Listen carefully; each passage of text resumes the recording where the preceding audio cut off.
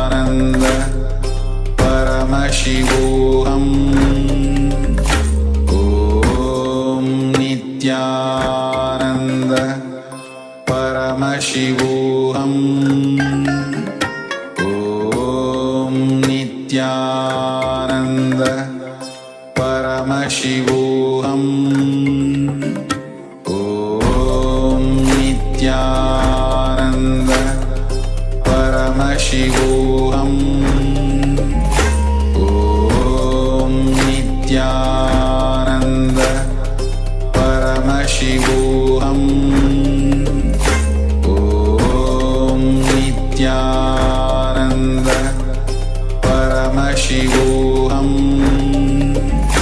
ॐ नित्यानन्द परमशिवोऽहम्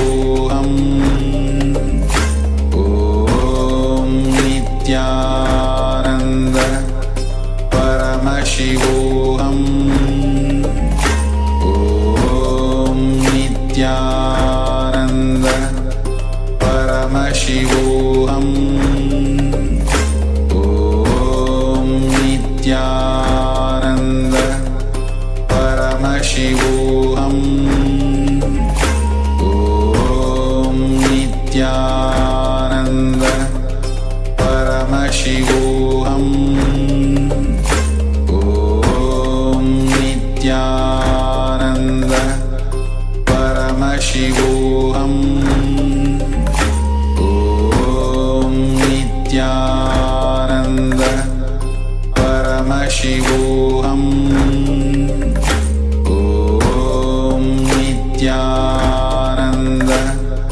परमशिवोऽहम् ॐ नित्यानन्द परमशिवोऽहम्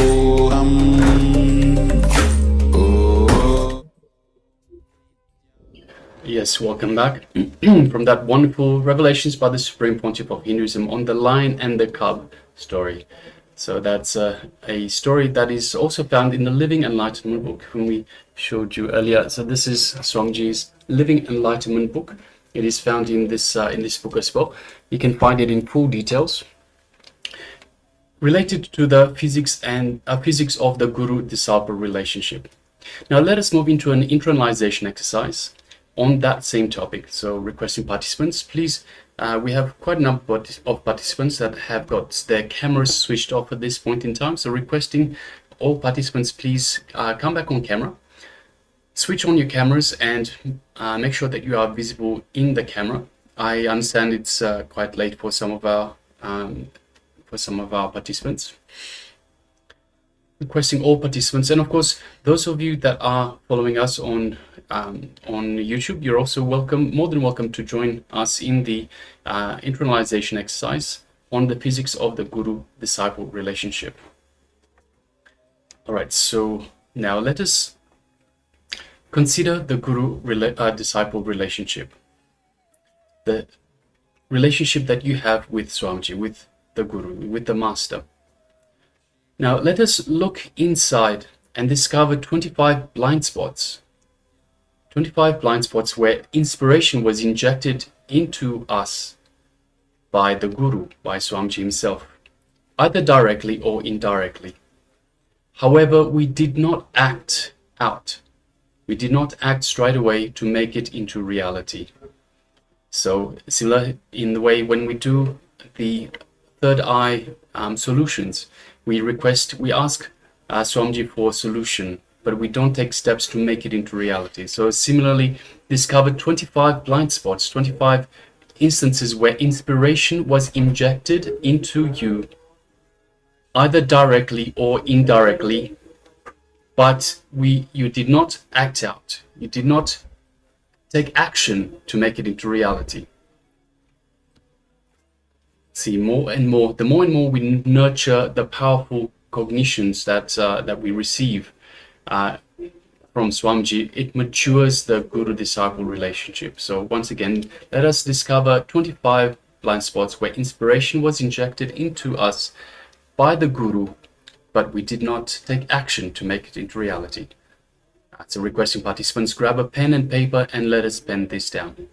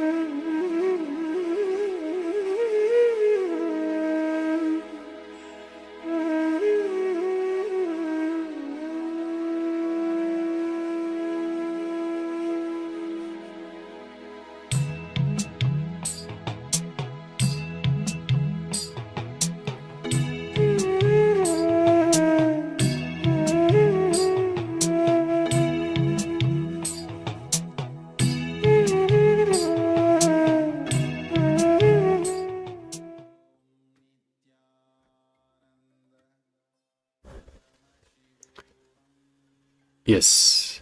Now, tell the master precisely what you want, where you are stuck, whatever you know.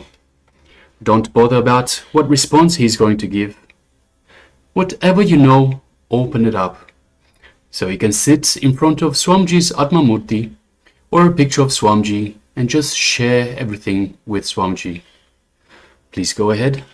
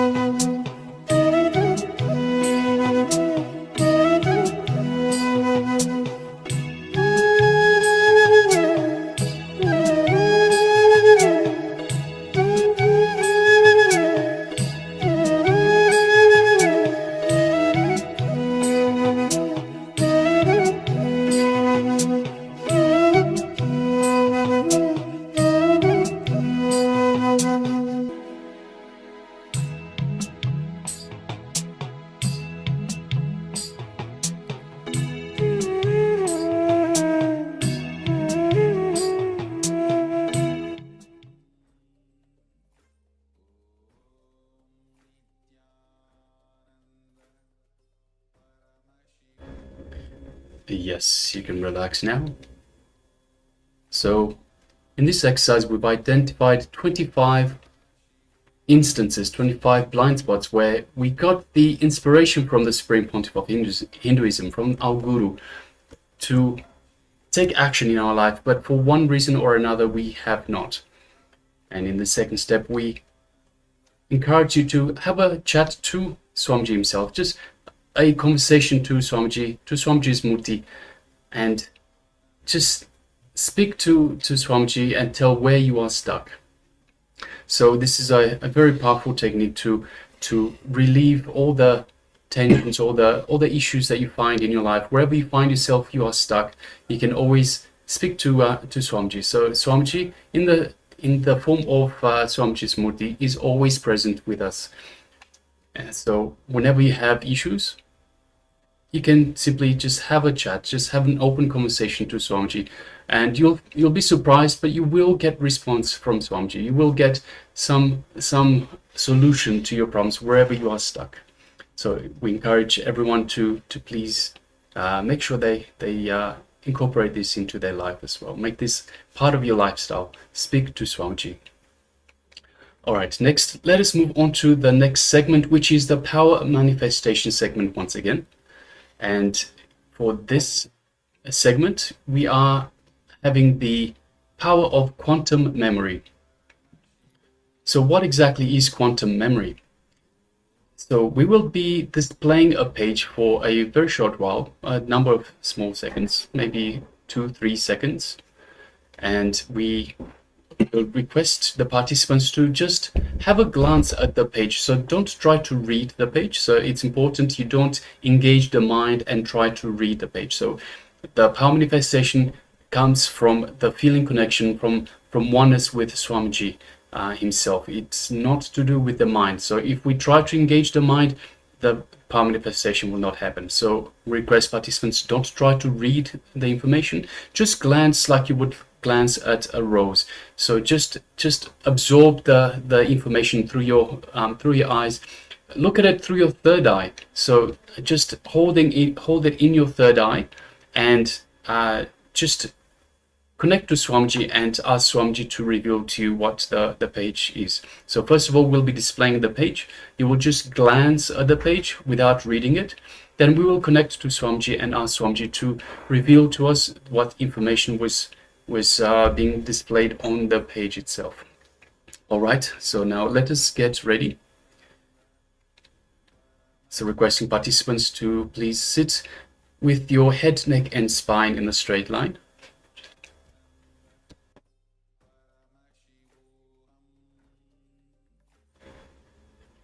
Yes, okay, so we'll be displaying the page now for a few seconds.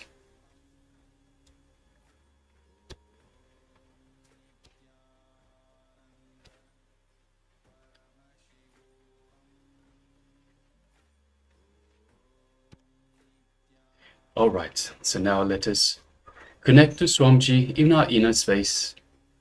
Let us feel Swamiji in our inner space. Let us feel him radiating his love, compassion, and his superconsciousness throughout our entire body. Now let us invoke Swamiji in our third eye, in the brow center, between the eyebrows.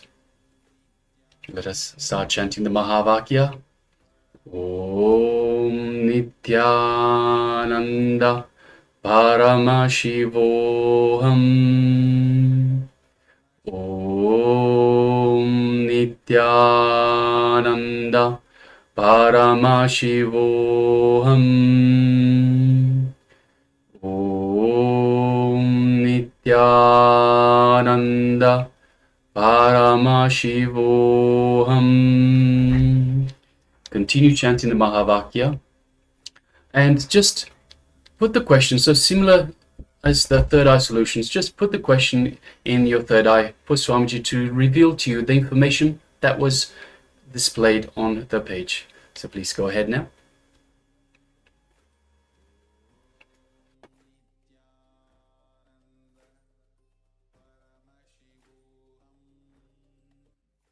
Om Nityananda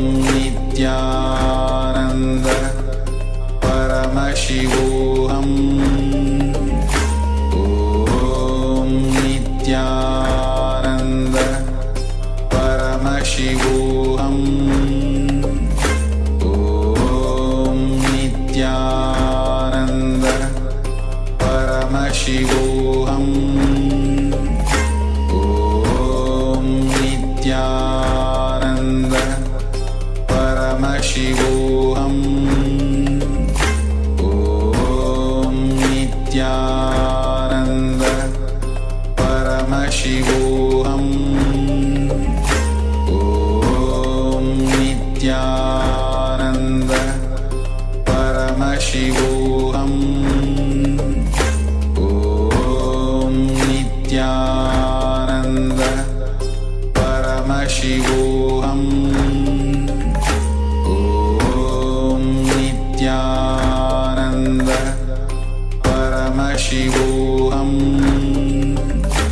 ॐ नित्यानन्द परमशिवोऽहम् ॐ Nityanand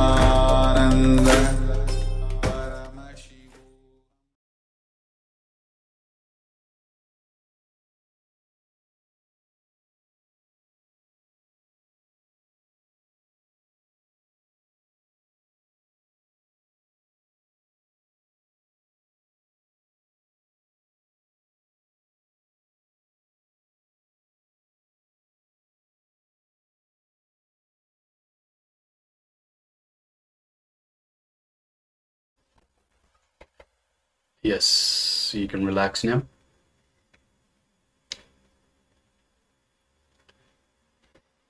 So now take a moment and let us know what was being revealed to you in your third eye. What did Swamiji reveal to you in your third eye?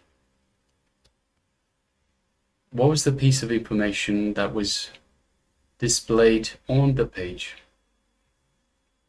So once again, just a reminder, so we displayed a page for a few seconds.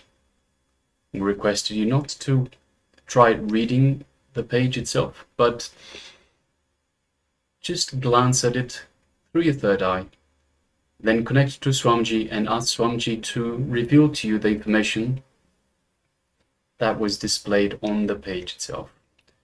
And it can reveal itself in many different ways. It could be a shape, it could be a color, it could be a word, it could be a full sentence, it could be a full paragraph. Whatever you have seen, whatever you have been revealed, just pen it down now. So write it down without judgment, without self-doubt, without engaging the mind. Just anything that was revealed, write it down. So please take a moment, write down everything that was revealed. It might be a feeling, it might be an emotion, it might be in so many different ways. It might be a vision, it might be a knowing, just anything that was expressed to you in this power manifestation that you have no logical explanation for. It just came as a flash. Pen it down, let us know the revelation from Swamiji.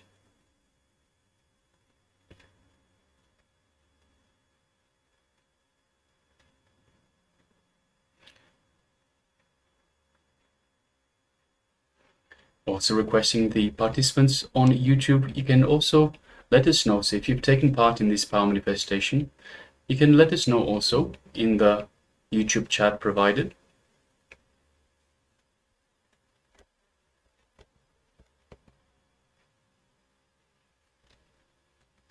So just gonna give a couple more moments for people to share, for participants to share what was revealed to them from the Supreme Pontiff of Hinduism.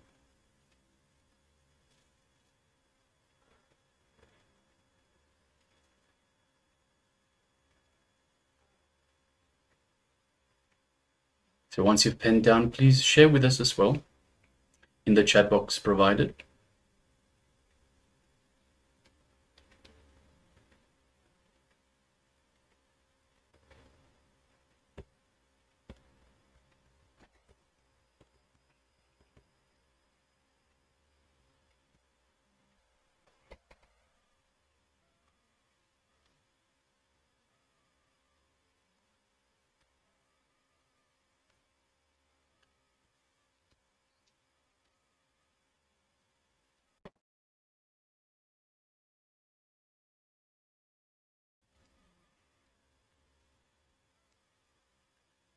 Yes, we have two sharings. We have Ma Nitya Paramashivoham, that writes innocence.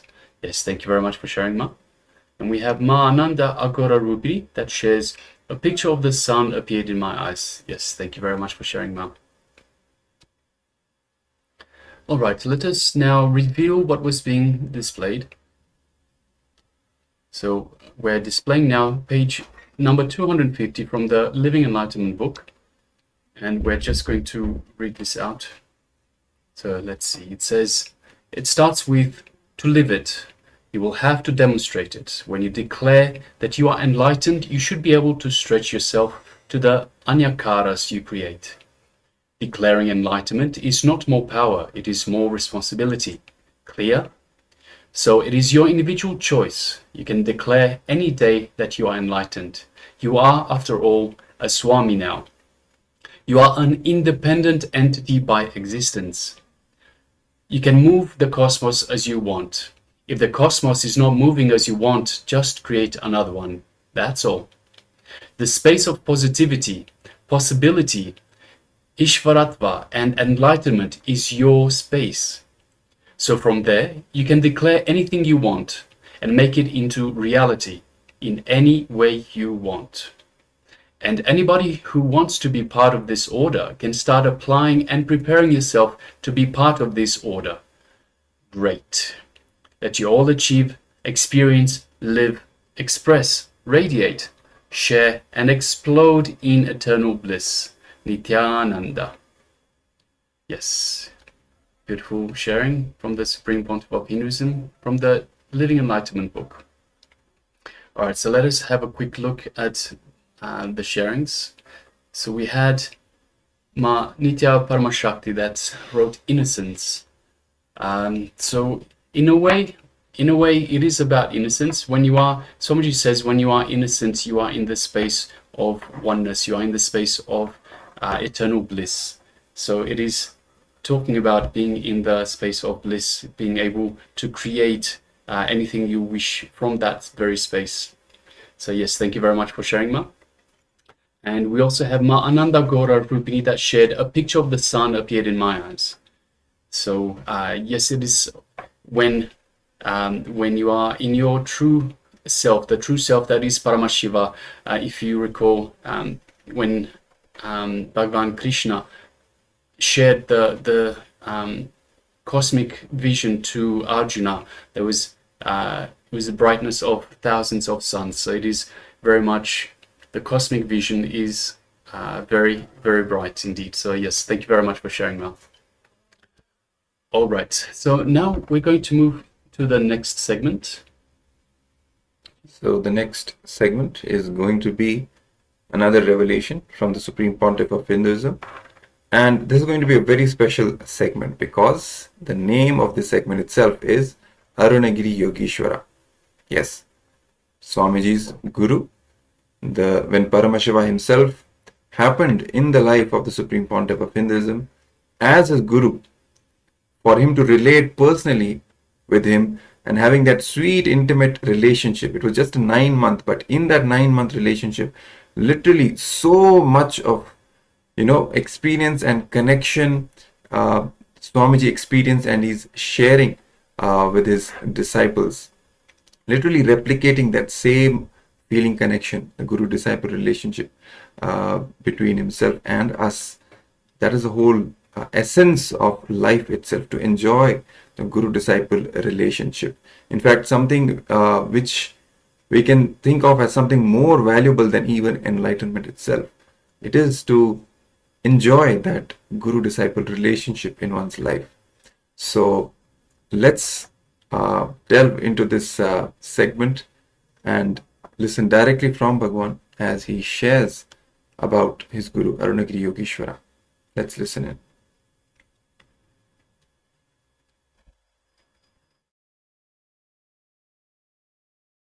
Some of you might have heard this incident happened in my life, my experience with Arunagiri Yogeshwara, a great incarnation, Shiva himself, a great avatar Purusha, Shiva himself. I will describe only few things few parts of that incident, how the Asambranyada Samadhi happened in me when I connected with him, had his darshan and experienced him.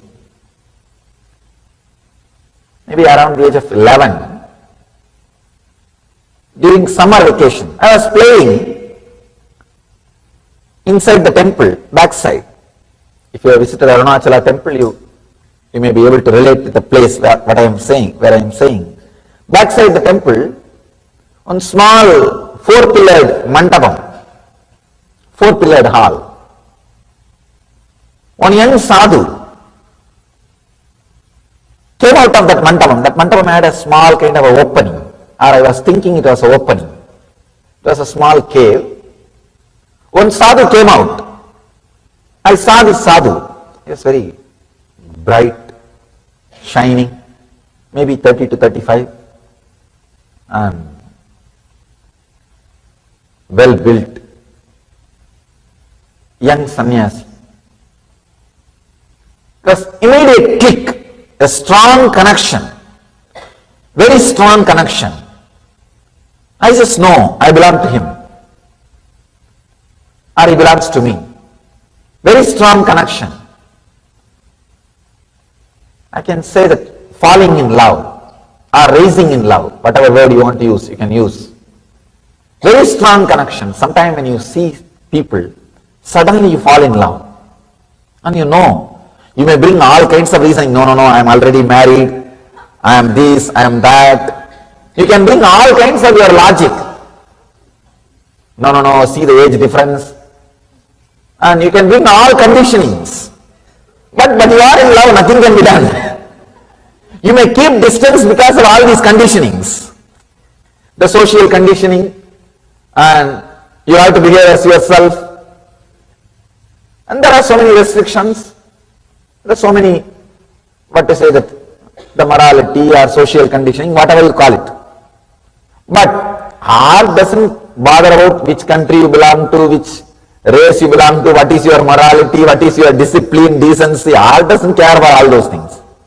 Maybe your action or your logic cares for all these things. Art doesn't care. It just falls in love, that's all.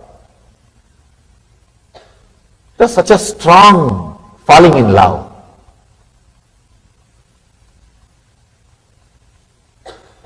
Every day, I'll come and sit there with him. Morning till evening, he'll be talking, sitting.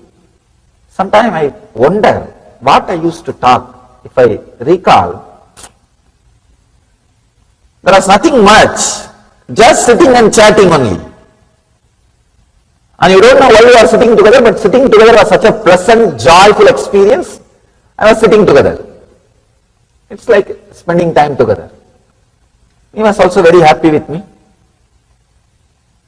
And he will eat whatever I bring.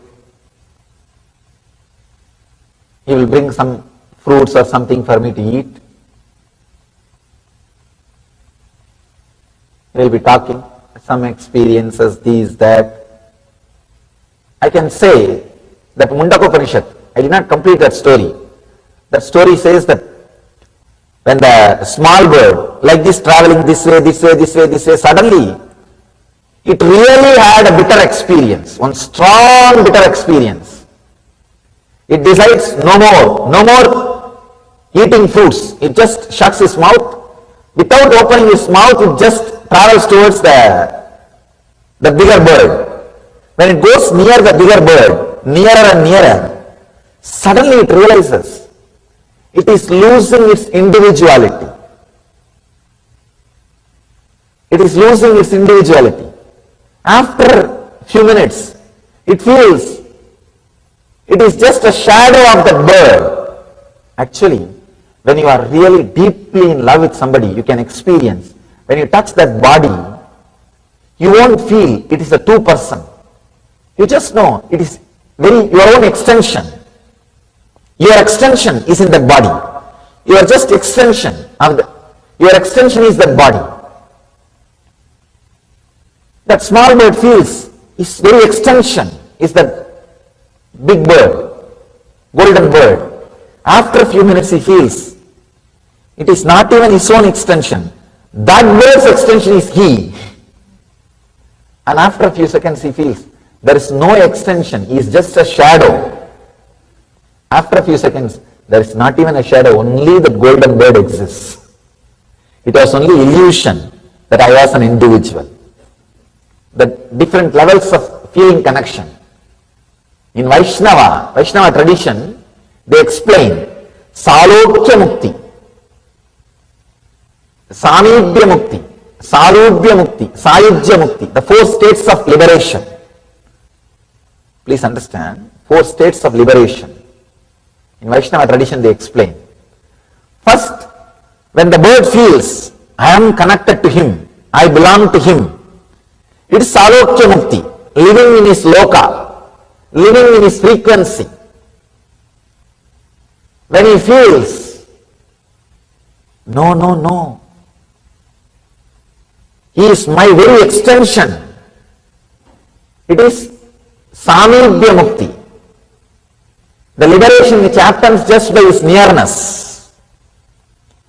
When he says, when the bird experiences, no, I am his very form, I am his very form, I am his very form, I am just his shadow, I am not an individual identity, then it's called Sarubhya Mukti, his own form, Sarubhya Mukti.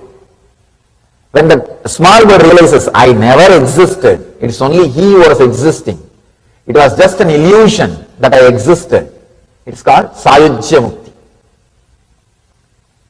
I can say it was a strong feeling connection, just like how the bird felt, very own extension. I felt with that sadhu, that my very own extension. It was almost like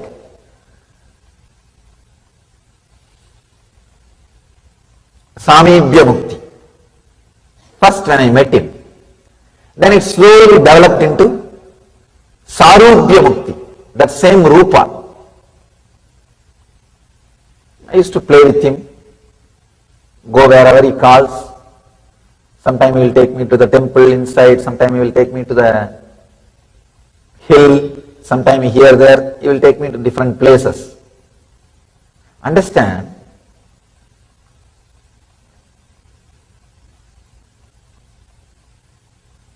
It was such a strong feeling connection. What Ramakrishna experienced with Kali, that Sambranyada Samadhi, I have started experiencing that. Even when I am not physically around him, even when I go back to the house, late night I will go back to the house because they will close the temple. By the time they close the temple, they will vacate everybody. They will vacate everybody. And when I go back to the house also, I will be sitting in the house and waiting. Then it will become again morning 4 o'clock, so that I can rush to the temple to see him. Devotion is such, even once if your core is touched, it cannot go. It cannot leave you. It just transforms. It pulls you back. Ramakrishna says very beautifully, in the Vrindavan, Bangi Bihari's temple, every evening they throw rice mixed with a little abin to the peacocks so that they will eat and start dancing. So Ramakrishna says, once that peacocks which eats little abin will never miss the next day timing, will be there sharp at that time because of the taste. Same way the devotion, once you taste it, once you experience it, you will be there. Next day morning again, 7:30.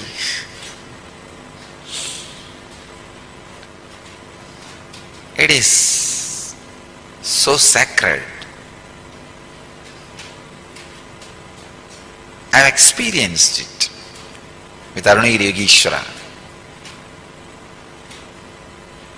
The very idea you and the object of your devotion is separate will disappear. You just do not know what to give, how to give, what to do. Still I remember when early morning I get up to go and see him, I look around all over the house and I always used to feel, I used to read in the Ramayana, that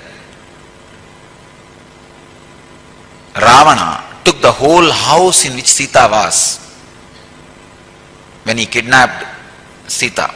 Actually, in Tamil there is another version of Ramayana, Kamba Ramayana.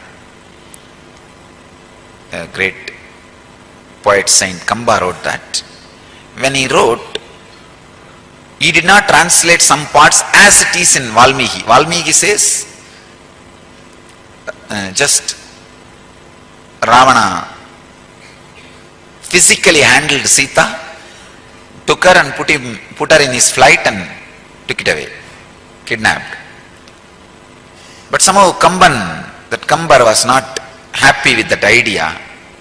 So he says that he lifted the whole house in which Sita was staying, put it in his flight and kidnapped. So early morning when I wake up and get ready to go and meet Arunagiri Yogeshwara, that is the way I will feel. Somehow I can take this whole house and give it to him. I even planned one day, I took a chalk piece and marked my parents' portion of the house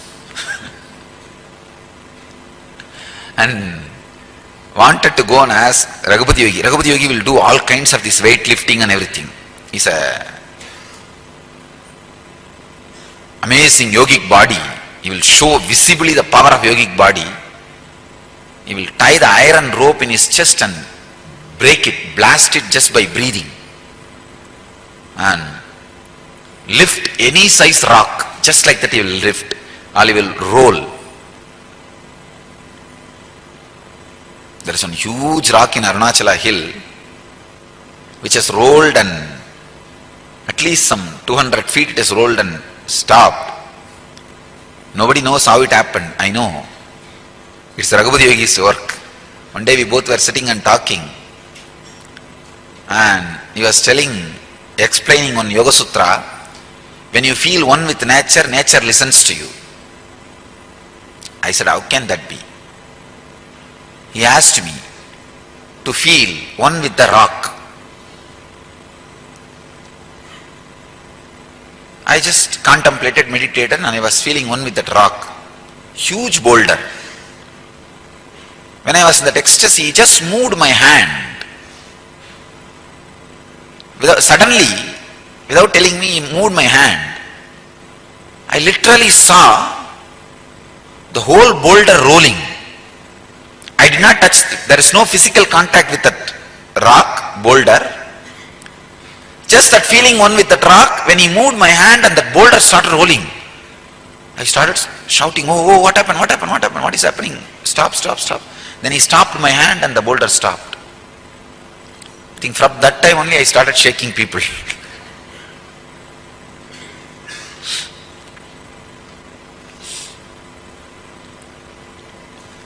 That was the first object responded to my movement.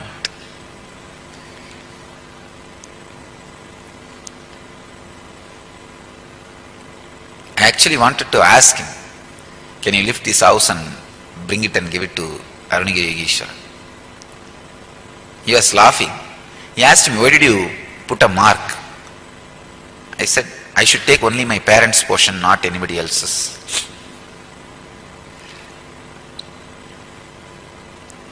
Anyhow,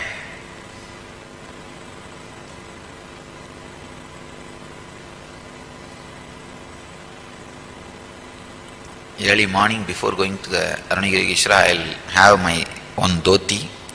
Whatever I can look around and get, take it. I'll put everything and pack it. And it will all be very silly.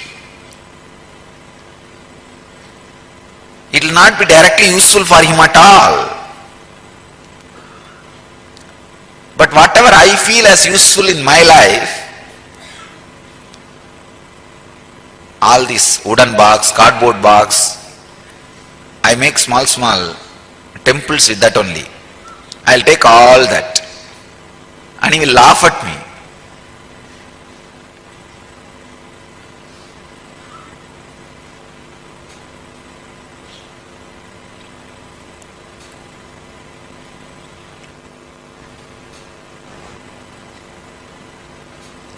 One day I wanted to stitch a shirt for him. I remember. I took a measurement with a rope to stitch a shirt. He was laughing.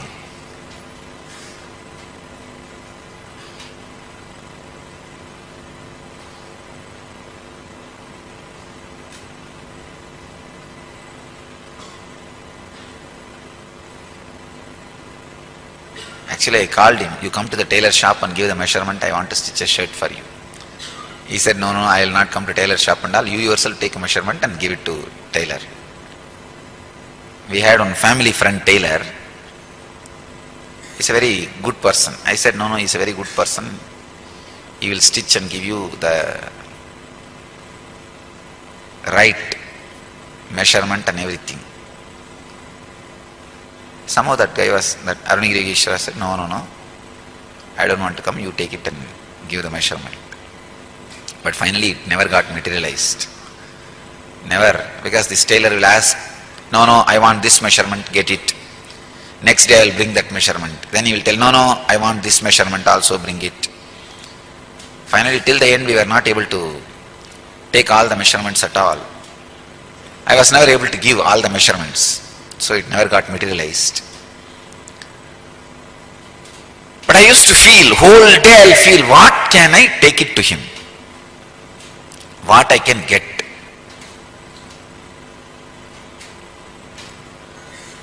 You just do not know what to do. What way you can please him?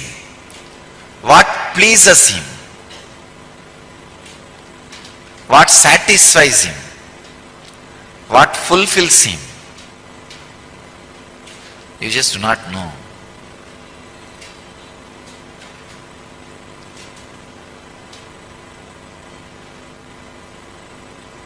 Devotion is the sacred sentiment which makes you feel, how can I please him? You know very clearly you can't fulfill him, he is already fulfilled. But how can I please him? What I can do to please? How can I pour myself on him? That intense mood is what I call devotion. Imbibe, imbibe, imbibe. Just be soaked in this one sacred sentiment. How can I please him? To whichever object or deity or God or Guru you are devoted, again and again soaking yourself in that sacred sentiment of how can I shower me on him and please him. Again and again soak yourself, fill yourself in this one sacred sentiment. You will melt in devotion. Entanglement means two-person falling in tune with same thought. Entrainment means two-person falling in tune with the same idea. Enlightenment means two-person uniting beyond ideas.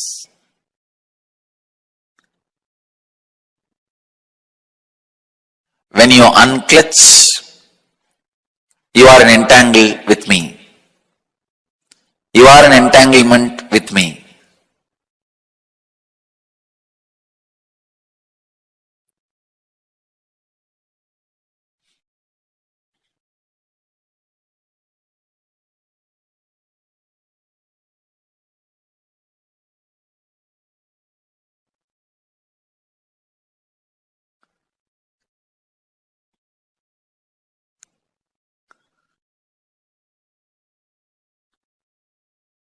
This again opens a huge door. Then is the thoughts of a healer going to affect us? I say yes. That is why I am telling you, go to a person only who is thoughtless and beyond mind. do not receive healing from ordinary Reiki healers, this healers, that healers. No. Receive only from enlightened being. And all my healers, during the moment of healing, because they are entangled with me, they represent me, and it is equivalent to you receiving healing directly from me. You don't need to worry at all, doubt at all about my healers. Understand? This is the physiology of feeling connection. When you have a feeling connection, your very physiology is different. And feeling connection has its own physiology. When you have feeling connection, your physiology is different. Feeling connection itself has its own physiology.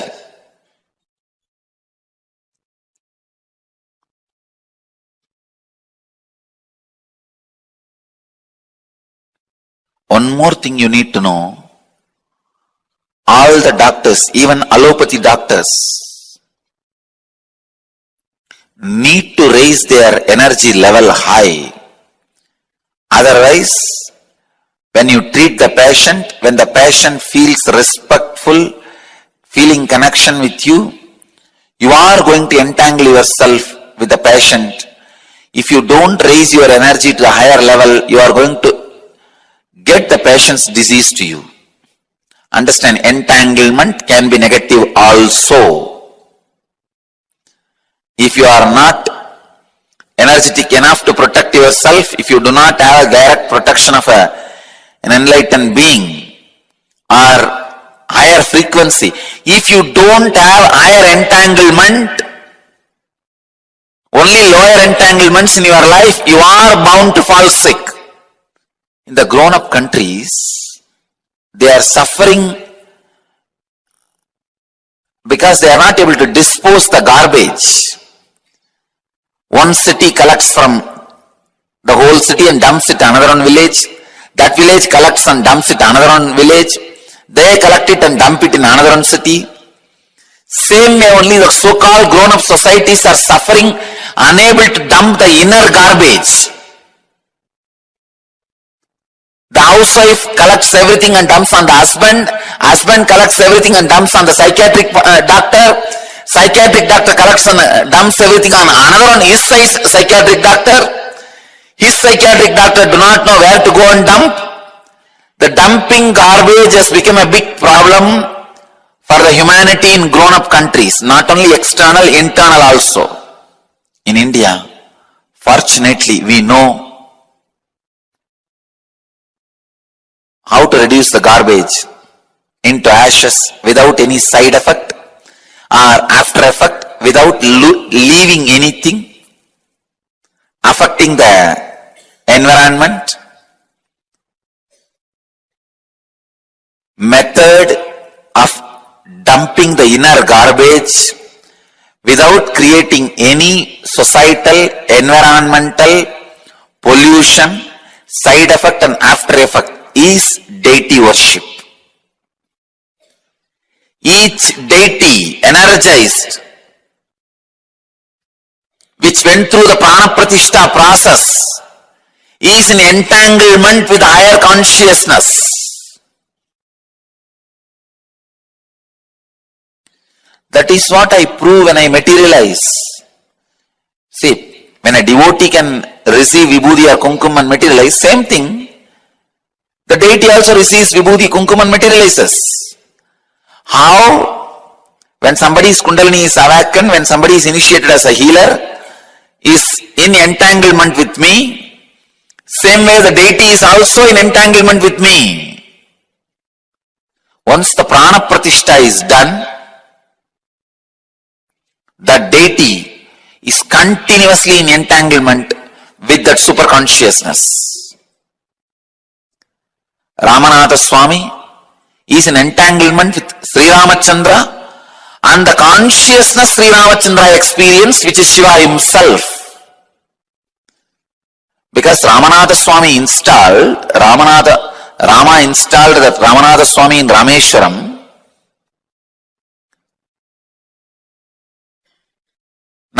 Vishwanatha Swami is in entanglement with Rama and Rama's pure inner consciousness. Same way there is a deity called Krishneshwar in Dwarka, installed and worshipped by Krishna. That deity is in entanglement with Krishna and the Krishna's inner space, which is Shiva himself.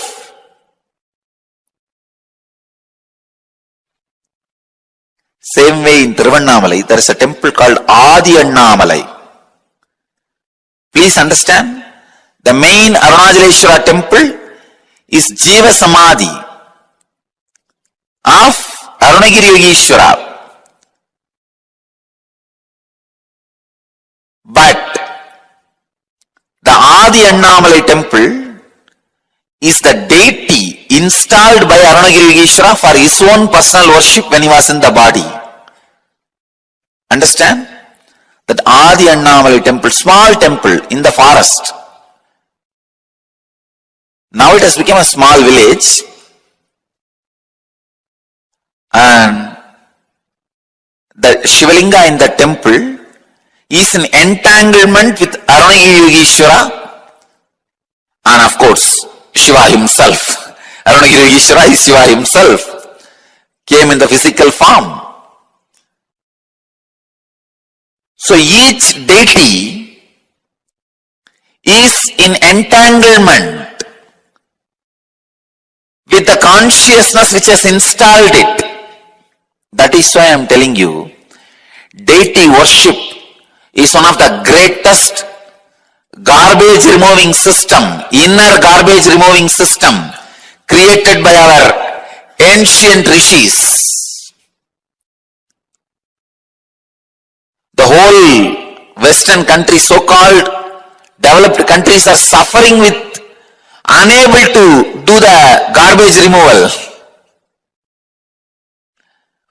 They are spending billions of dollars in the inner garbage removal, creating huge psychiatrists, psychoanalysts, and psychiatrists and psychoanalysts for psychiatrists and psychoanalysts.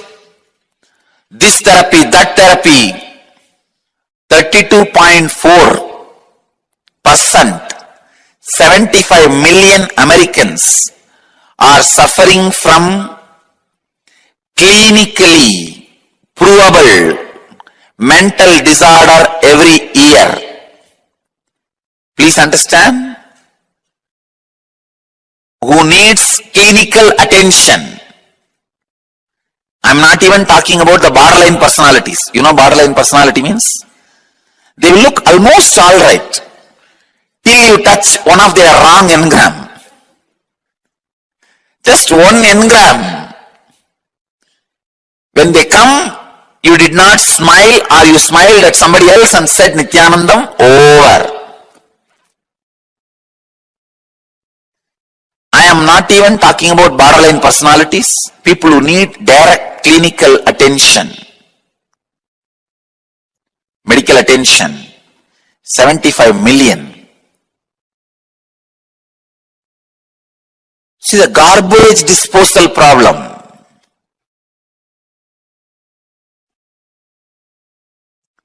In the Vedic tradition,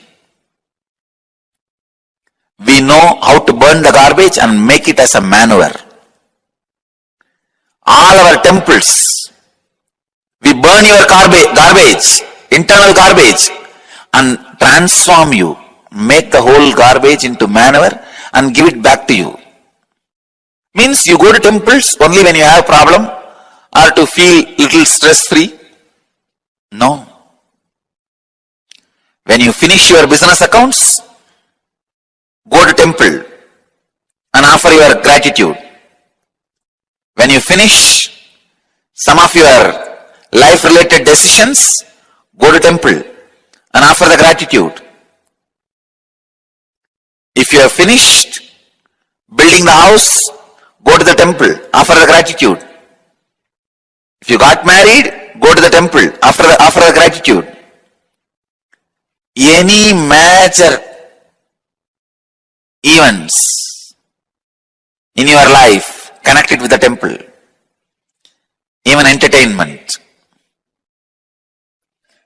entertainment, entrainment, enlightenment. Everything should happen with entanglement. I'm creating a new word, entemplement.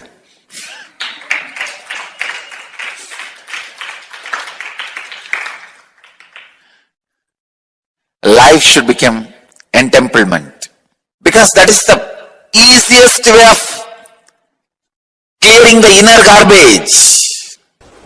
Patanjali is one of the greatest inner scientists.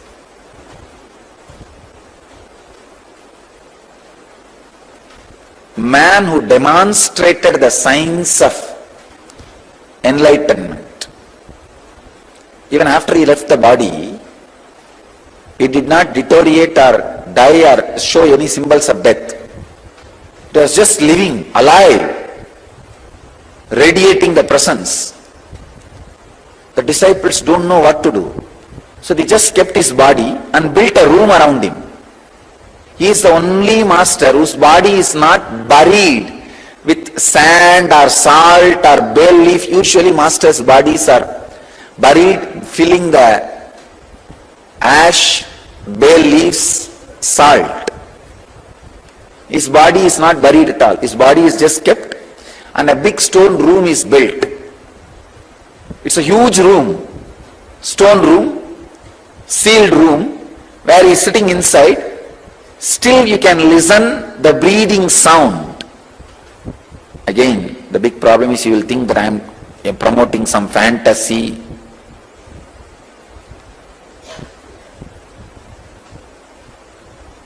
Still you can experience his breathing sound.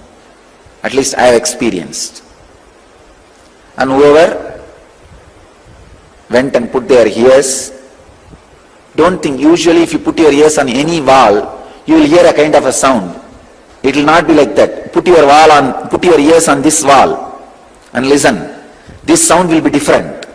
And go and put your ears on that wall is samadhi. A very systematic, clear breathing sound. How you will feel your breathing, that way you can feel.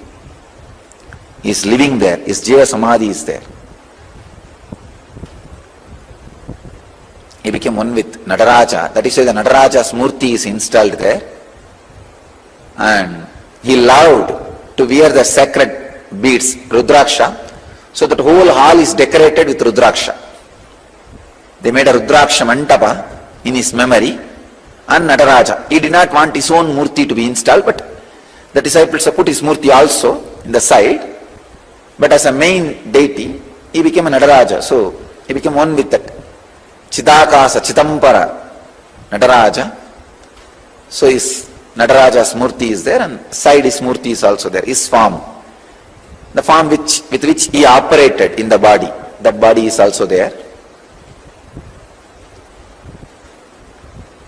If you are helped by yoga in any form, you are indebted to him. Anybody wants to experience his presence should go there. You should not miss the opportunity of going to Rameshwaram. Even if you are not able to go this time, you need to go back. Sometime when you come back again, don't miss, mark it as a point to go to Rameshwaram and see his physical presence. We have some of the great masters' physical body retained as it is, mummified. Not the mummifying of the Egyptian way of mummifying is totally different. They are able to only maintain the body. Our guys are able to maintain the body as the center of the cosmic or conscious functions. When the Vedic tradition way of mummifying happens, not only body doesn't get spoiled and it stays, it continues to be the center of their conscious operations. The cognition is taken, buddhi works, the works, responses happen, they continue to be the center of their conscious activities. That is why your prayers are fulfilled in their presence. If you pray to a mummy, your prayers will not be answered. Because the physical part is retained, but not the response part. Here, the response part is retained. The pure cognition, Di and Buddhi is retained. And same way, Srirangam, still Ramanujas, whatever, Ramanujas, Acharya's body is there as it is. You can see the nails growing, the hand lines, the palm lines, the eyebrow hairs, all that you can see even now.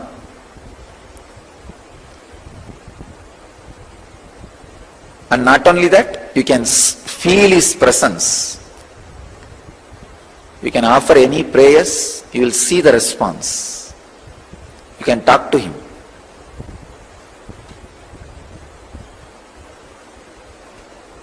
I am telling you from my experience, because I have been helped, I am telling you this.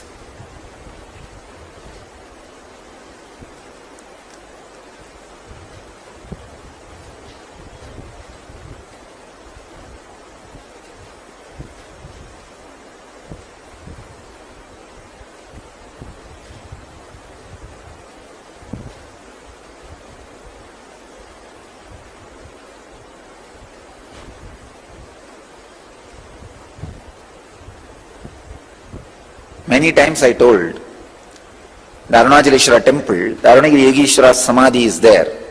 He is in Jiva Samadhi. Jiva Samadhi means he is residing there. Shiva himself came down as Arunagiri Yogeshwara. He is residing there. When we went this time, I just wanted to let the world know that really is there, is Jiva Samadhi is there. All I said is, if he is really sitting here in Jiva Samadhi, let few of his hair come, get materialized in our devotee's hand, so that we can do the DNA test and prove it is 2000-year-old DNA and he is alive sitting there in Jiva Samadhi. We got 6 hair. It is there. And we are now sending it for DNA test. Now we are sending it for DNA test. We will prove it. It is 2000-year-old, at least 2000-year-old. So through that way, at least my one statement is proved. Somebody 2000-year-old is sitting down in Jiva Samadhi.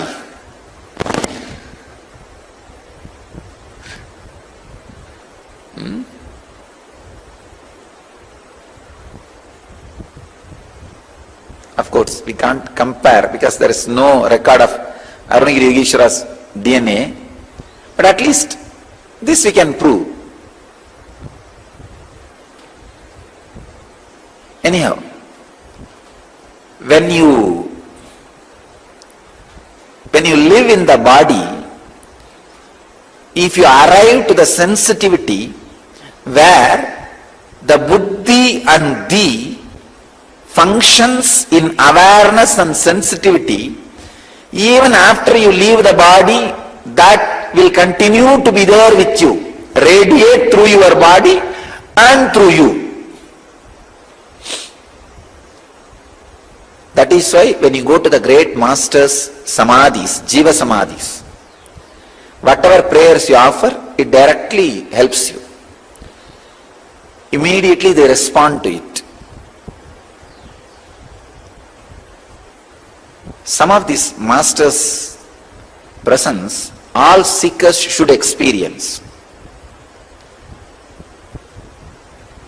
The great Jiva Samadhi of Ellam Valla Sittar in Madurai, and Meenakshi's presence in Madurai, and Patanjali's presence in Rameshwaram,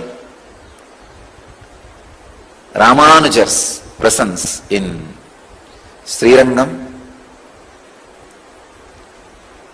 Kamakshi is Devi herself came and did tapas towards Shiva and became enlightened. Kamakshi's presence in Kanchipuram, all these major masters, energy fields,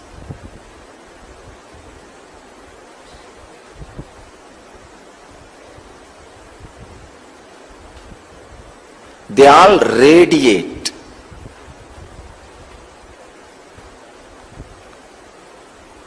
the highest sensitivity.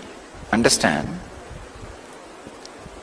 I saw so many of you guys in the Tiruvannamalai temple levitating, rolling and receiving vibhuti in their hands. How many received vibhuti in Tiruvannamalai temple? 2-3 people came and reported me. 1, 2. Receiving vibhuti in your hands. Understand, you need to know, this is a solid confirmation. Your experience is superconscious experience. If you are receiving vibhuti because of some black magic or yakshini vidya or some unconscious siddhis, it will not happen inside the energy field, Garbha Mandir of the great incarnations, masters like Arunagiri Ishvara Shiva. If it is happening there, understand, the energy which is responsible for all these extraordinary experiences in you and the energy which resides as Shiva, Arunagiri Yogeshwara in the temple is one and the same. Achala Murti is Sachala Murti.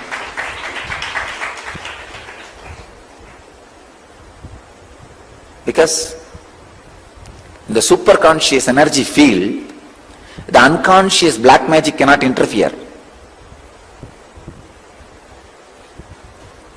Let the listening be your God.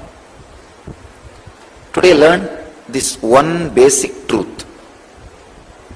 Then I'll explain different sacred secrets from the sutra. When the words come and fall on you, see how the cognition is taken, how the decision is made. Be aware of buddhi and these function. Come back to sensitivity. You can start mastering the senses.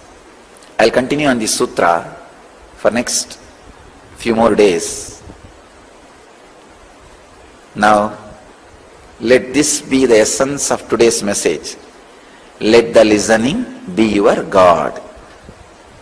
Unable to get back to the highest ideal in practical life.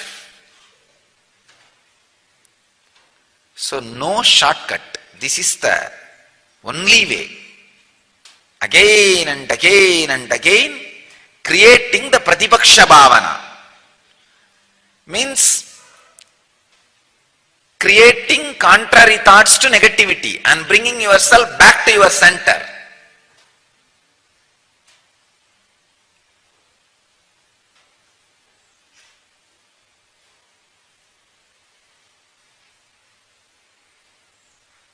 It's such a difficult job. People feel lazy. That is why sometimes I need to push them to do that job.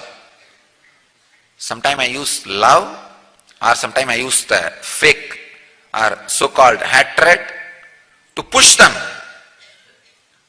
to get back to their center.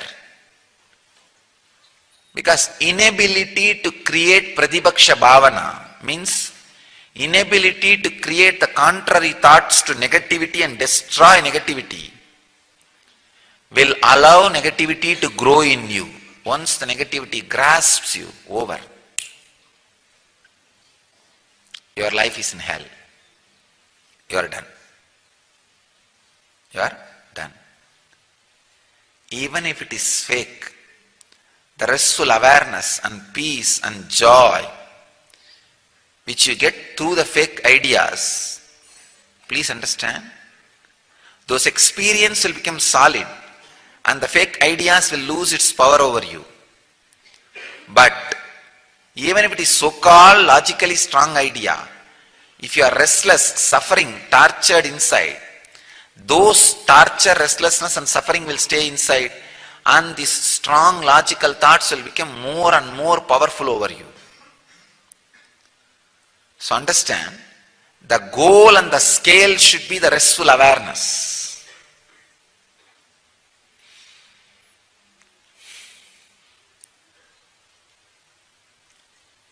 So Patanjali puts the right truth in the right sutra, in right place. Just now he taught us on yama and niyama, highest coherence of life, and told us how to be established in that, and giving us now technique, the applied technique. When you have violence, what to do. Is giving us an example. First time in Patanjali Sutra I am seeing an example. He doesn't wait to give example only. He just gives the sutra and goes. He knows, because his disciples were such high intelligent people. If he is giving example, means something very important.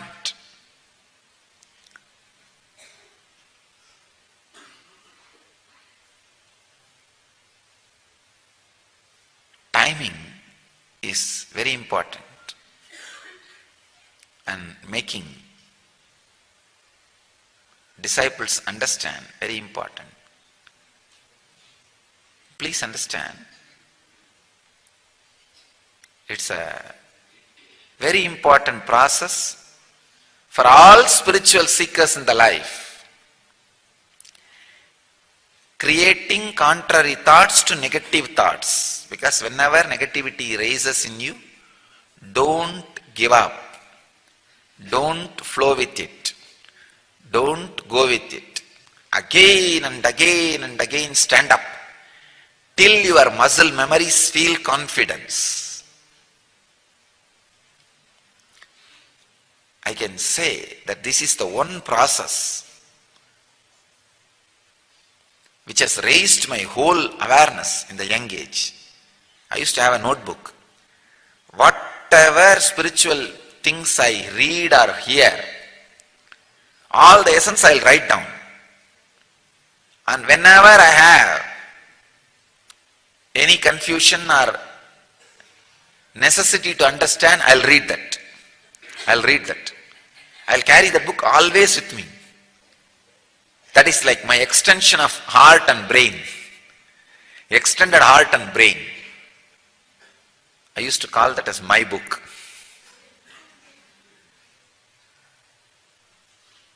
Now I am trying to remember the contents of my book to publish, because there are so many things I have noted down in that book which I heard from Arunagiri Yogeshwara directly.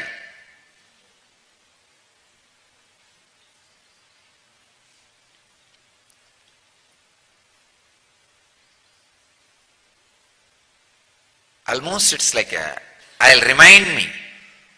All my Pratipaksha Bhavanas are written in that.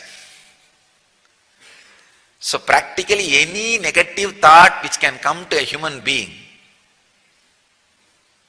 I have solution in that book.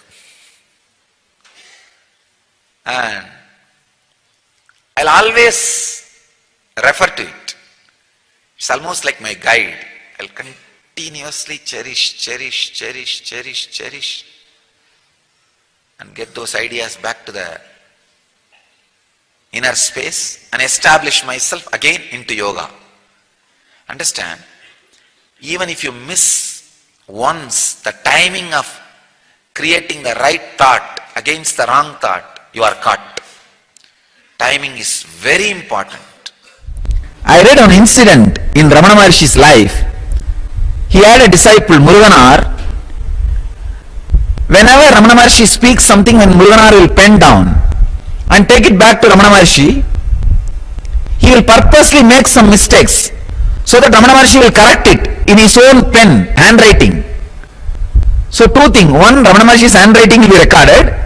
Second thing, all other words are authenticated now. When you correct one mistake, then all other words have been authenticated as without any mistake. I tell you, I can say at least some 192 page, that is the notebook, 192 page notebook, long size notebook. I have the recording of Arunagiri Yogeshwara's teaching. At least in 10 places I have his own handwriting. Unfortunately, we are not able to retrieve them. I am trying to trace. I am sending people to all the friends' house, relatives' house in my native place, and all the devotees' house where I stayed. Still we are not able to track. 10 bound volume notebooks, bound by me personally. The 192 page. It's a regular notebook I bought. Then I made hardcover with a satin cloth. I bound it. I call it my book. That's the title. I can say the first book I wrote in my life. My book. At least 10 volumes. Everything in that my book is my Atma Pramana. To the level in which those great truths have penetrated me. That's it. Whenever I wanted to read, I'll just brush and go through. I'll know how I evolved to certain understanding. See, one of the biggest problem a seeker faces in his life is forgetfulness. We go on reinventing the solution for same problem every day 12 times. You may say, not 12 times, Swamiji, maybe 2-3 times. No, you forget. Same problem, you will be reinventing the solution 12 times a day. And then again next day morning, when you have that problem, you will have the same problem and you will not find solution. Half an hour your mind will struggle, then you will find a solution. Simple problem, worry. Tell me, how many thousands of times you found a solution and decided not to worry anymore?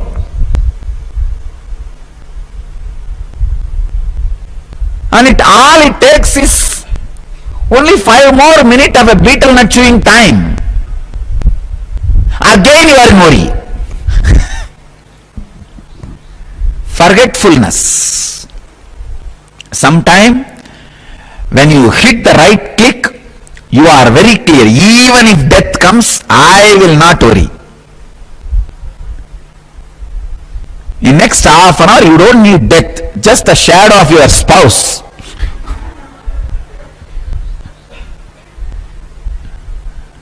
Or just one small word, one small practical problem. You are there, back again in worry.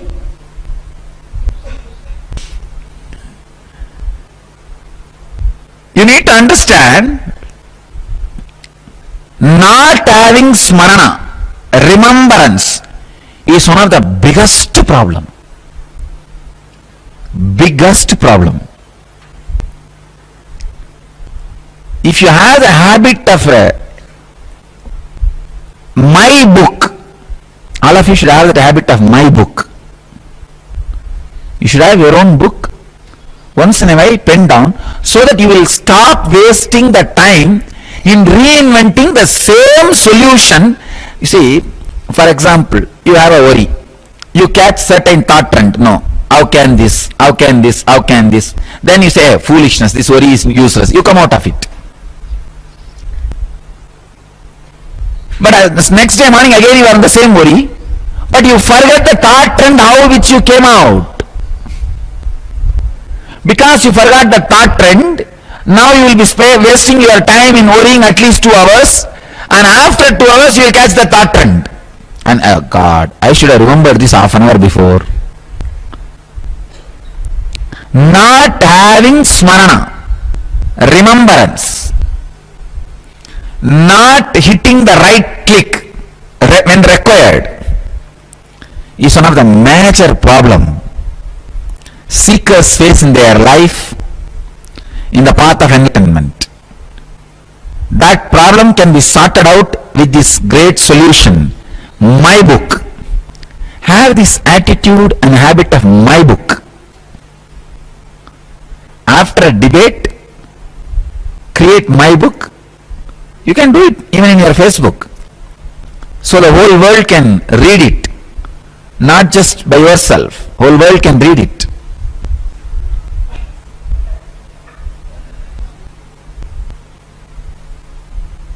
I had such amazing masters in my life.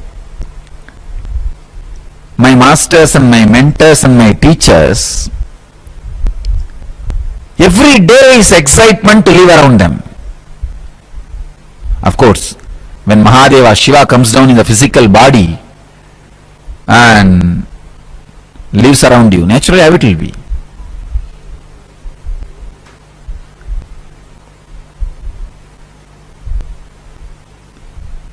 Especially this Arunagiri Yogeshwara, I still remember once he was teaching about this samana, yes, sharing few words,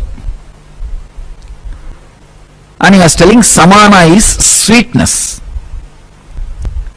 If your samana is active, your body will have, your sweat will have a sweet taste, not salty.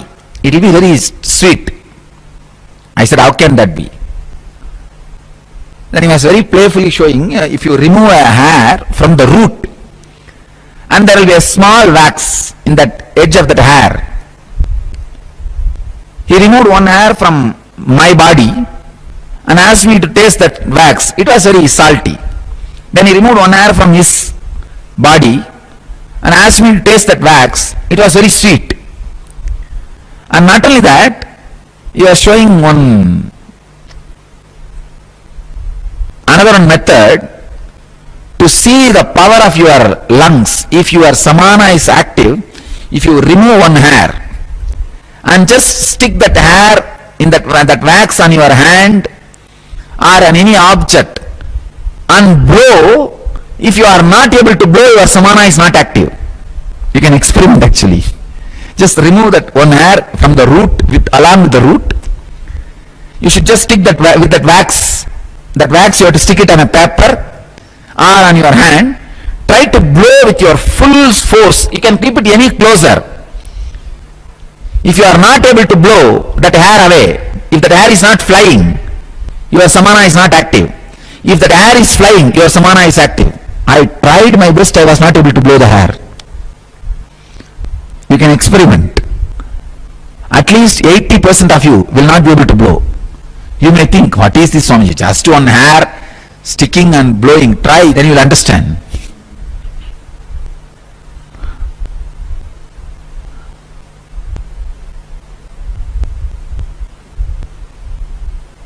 So they go on giving so many practical teachings, techniques. It was so exciting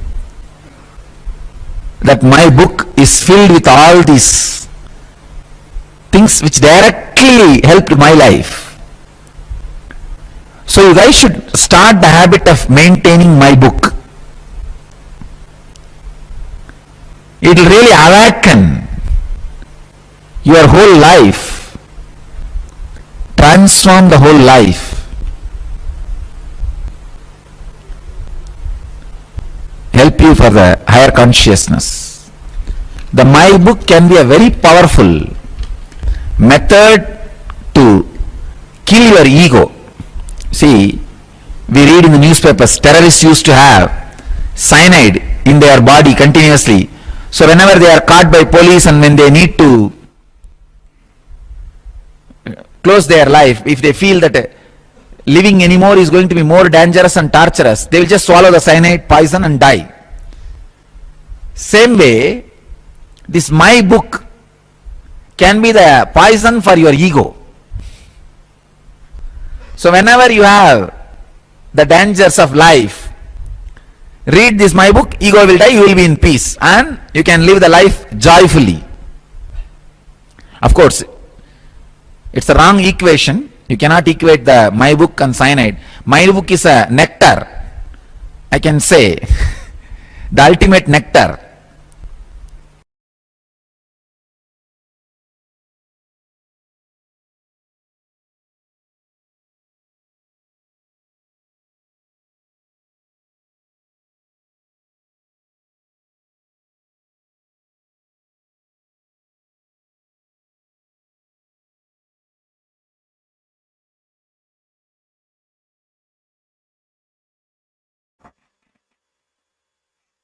Yes, Nityananda. And beautifully, Swamiji shared about his own relationship with his guru. And Swamiji also invites or recommends all of us to have this, to maintain this my book, also called Book of Hearts. Swamiji used that term also in other satsangs. All of you would have by now your Paramashivoham notebook with all the exercises that you have started, and definitely make sure this book is organized that you can refer to it in the future. As Swamiji says, the only solution to any problem in life, the only permanent solution is always the spiritual solution. Either it's a relationship problem, health problem, it's always when you apply the spiritual solution that you will have the permanent solution.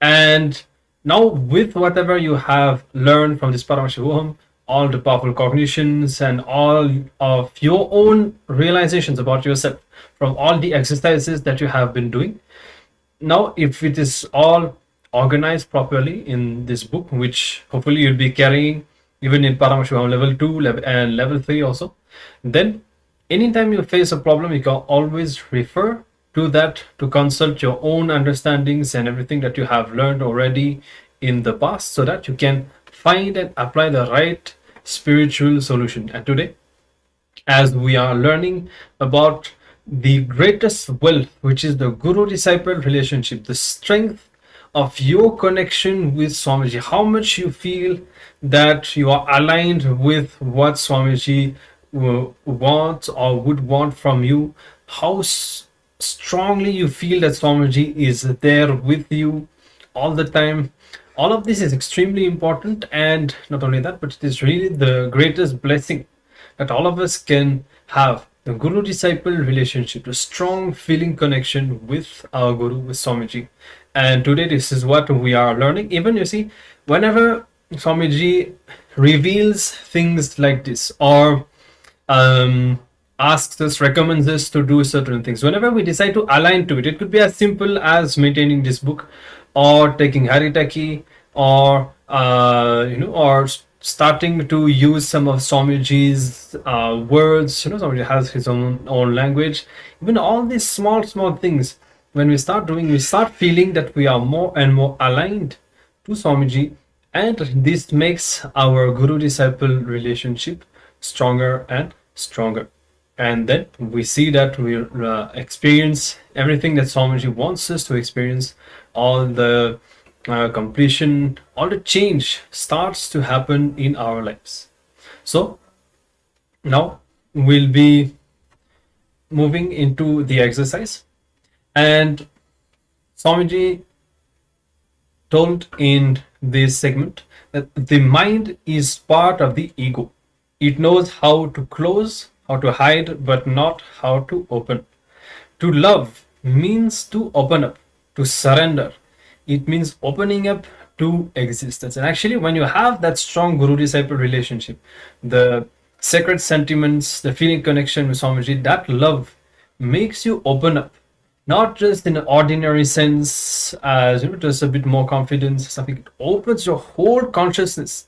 So all of that also starts to happen. You start feeling so much of courage and inspiration to start radiating so much more, just because of that powerful connection that you have with Swamiji. And now the exercise that we'll be doing, you're going to pen down everything that you are carefully hiding inside, especially that about which you are afraid to open up. So you don't need to share it with anyone other than with Swamiji. And you're going to write everything down without editing, omitting, or suppressing, especially if you feel that there's something really painful, something that you would like to conceal, that you would not want to reveal. make sure to write that down, because once you are done, you'll be reading everything in front of Swamiji. If you have Swamiji's Atmavati, you can do that in front of Swamiji's Atmavati, or otherwise in front of a photograph of Swamiji, and you'll be sharing everything with Swamiji. So why do we do that? Because it is our decision to open up to Swamiji. See, many times whenever you have a blind spot inside, or incompletion, whatever it might be, as long as you keep it inside, sometimes we are able to come out of it, but many times we don't. That incompletion just stays inside and causes whatever consequences it does. But if we just express it, expressing itself will bring the completion. And especially, of course, we want to do that with Swamiji. That act, that action of expressing, of opening up to Swamiji will bring completion inside us and will make our guru-disciple relationship much stronger. So let's start with that. You can get your book and pen and start writing everything that you are hiding inside, and even any whatever incompletion you have, whatever you feel that you need to express to Swamiji, do that too. But first, make sure to express everything that you are carefully concealing inside, and then you're going to sit in front of Swamiji and share that with Swamiji. So let's start now with the exercise.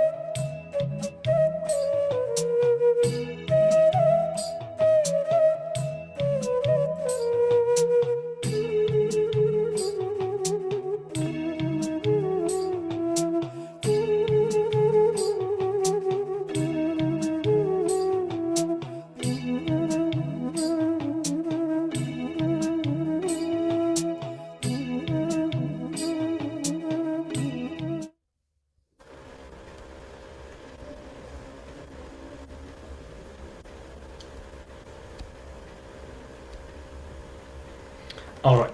Now let's move to the next step. And this time you're going to pen down all your self-sabotage patterns, how you react in situations, and what kind of destructive decisions you make, how you deny your possibility, destroy your life. You're going to describe everything in details. So same thing, but now the writing all the self-sabotage patterns, and finally you're going to drop it at Swamiji's feet, and you can do that by talking to Swamiji and make a conscious decision not to sabotage yourself anymore, but to be life positive. So in another other session, we learned that Swamiji, or the Guru in general, the first thing that he does is to stop all the self-sabotage patterns inside us. See, even making us enlightened is the second step. First, we have to be positive. First, we have to be moving towards our own growth and stop all these negative patterns with which we destroy our own life and possibility. So, in order to make our guru-disciple relationship strong and in order to stop these patterns, we will be sharing all of that with Swamiji. This time you don't necessarily have to read out the whole thing like we did before. You can just share with Swamiji. This is the patterns, self-sabotage patterns that I've been having. I drop them at your feet and I make the conscious decision from now onwards not to sabotage myself anymore, but to be life positive always. So you can take a few moments now and start to write down all the self-sabotage patterns that you have, and then sit in front of Swamiji and take that conscious decision to drop all of them.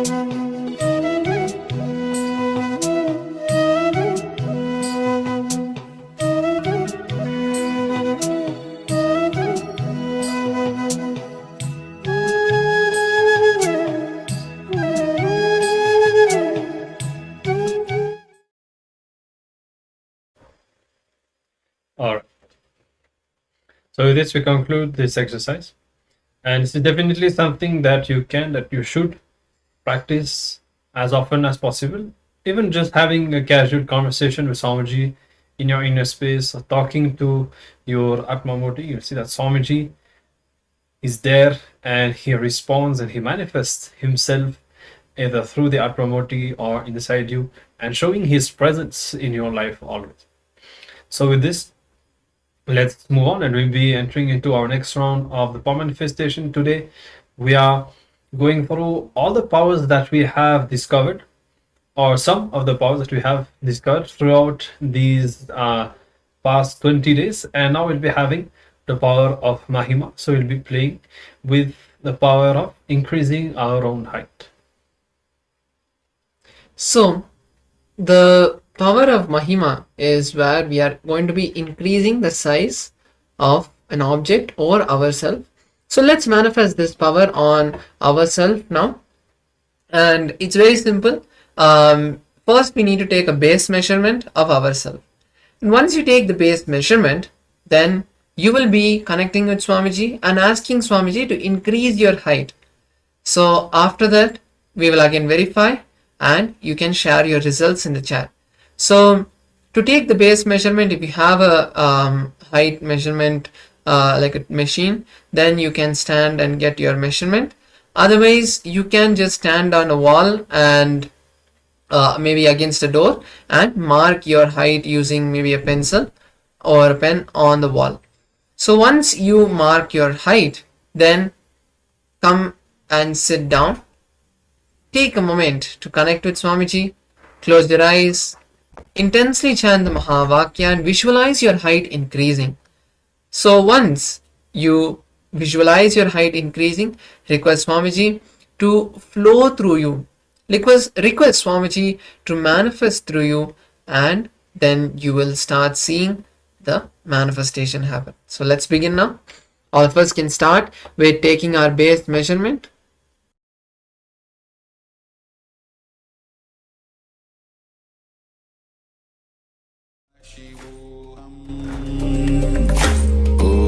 Om Nityananda Paramashivoham. Om Nityananda Paramashivoham. Om Nityananda Paramashivoham. Om Nityananda Paramashivoham. Om Nityananda Paramashivoham. Om Nityananda Paramashivoham. Om Nityananda Paramashivoham. Om Nityananda Paramashivoham. Om Nityananda Paramashivoham. Om Nityananda Paramashivoham. Om Nityananda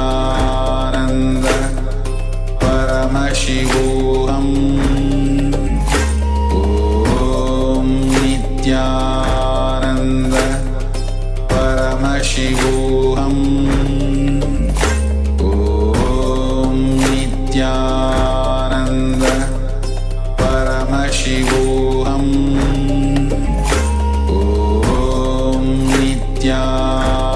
Om Nityananda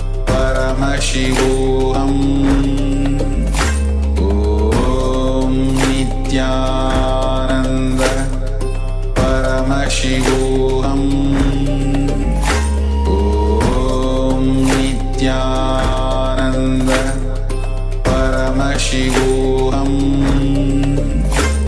Om Nityananda Paramashivoham. Om Nityananda Paramashivoham. Om Nityananda Paramashivoham.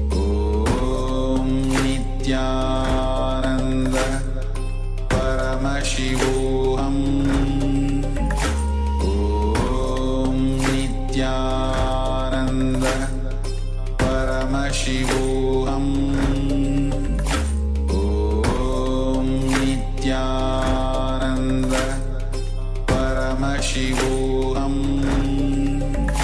Om Nityananda Paramashivoham Om Nityananda Paramashivoham Om Nityananda Paramashivoham Om Nityananda.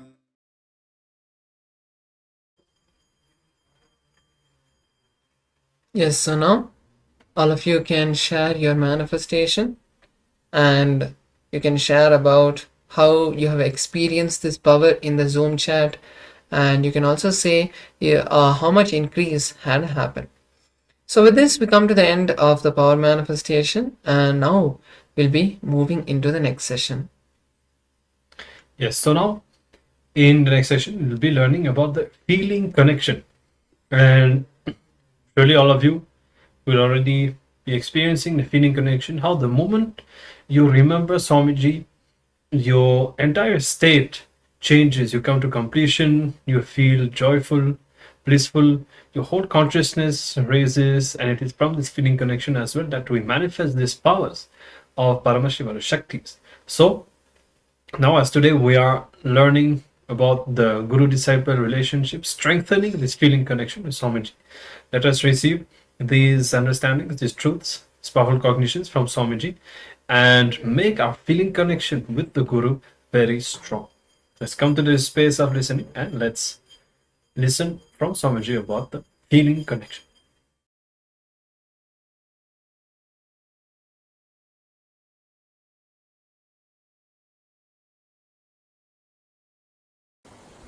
Russian scientists Graisna Fozer and Franz Bludorf, you should see their website, really amazing. They have done a lot of research and articles and very powerful discoveries. I am exactly quoting from their research. The human DNA is a biological internet with evidence that DNA can be influenced and reprogrammed by words and frequencies. Understand? The words and frequencies can directly program your DNA. It is biological internet. They call it as biological internet. These Russian scientists reveal that genetic code of 90% of the junk DNA or dormant DNA, which I was revealing that day, as the Jivatman, self in all of you, the part which these people call as a junk DNA or dormant DNA, but I call as Jivatman DNA, self DNA. 90% of the Jivatman DNA follows the rules of human languages. Understand, it's very powerful. I am revealing step by step, then I will connect it. How it can be applied in our life. The third important revelation. Graisna Fozer and Franz Bludorf compared the rules of syntax, the way in which words are put together to form phrases and sentences, and semantics, study of meaning in language and grammar, and found out that alkalines of our DNA follow a regular grammar and set rules like our language.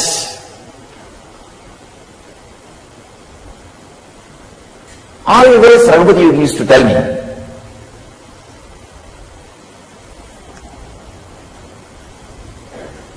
he will teach different yoga for different parts of the body. See, for hands he will give some yoga, for eyes he will give some yoga, for tongue he will give some yoga, for nose he will give some yoga, And the most difficult part to work out is the cheek. Even for that, he has some yoga. He'll do some yoga. When I ask him, what is the yoga for brain? He will categorically tell, chant Sanskrit. The Sanskrit language, learn Sanskrit language, chant Sanskrit mantras. You should be surprised. How can brain have yoga by Sanskrit? He will insist that I chant the Surya Namaskar mantras during the postures. He will insist. The mantra chanting is done. He used to ask, how can mantra have yoga for brain? But now I know. It's true.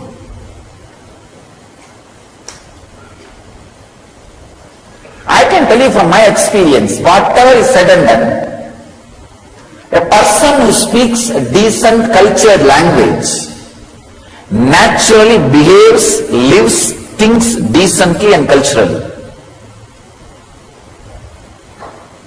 I am really telling you. Because I wandered length and breadth of India, I have seen all kinds of dialects, people who speak dialects. I have seen Tamil alone 20 versions.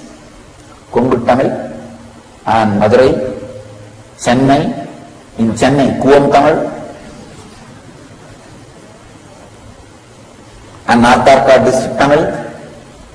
In that, there are different languages, Mudaliyar Tamil, Counter Tamil,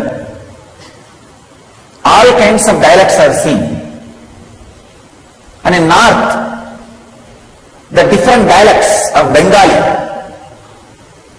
different dialects of Hindi, I have seen.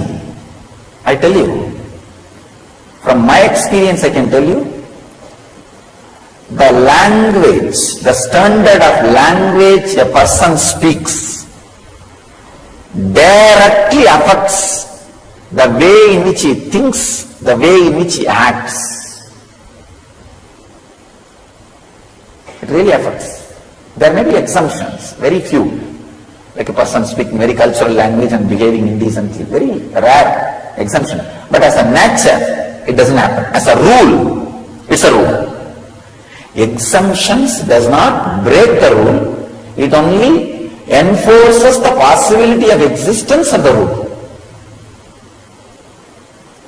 Understand, when I say all these candies are sweet, there may be one or two which are not sweet. That does not mean that rule is broken or weakened. Those 2-3 exemptions ensures the existence of the rule. Look in the other side.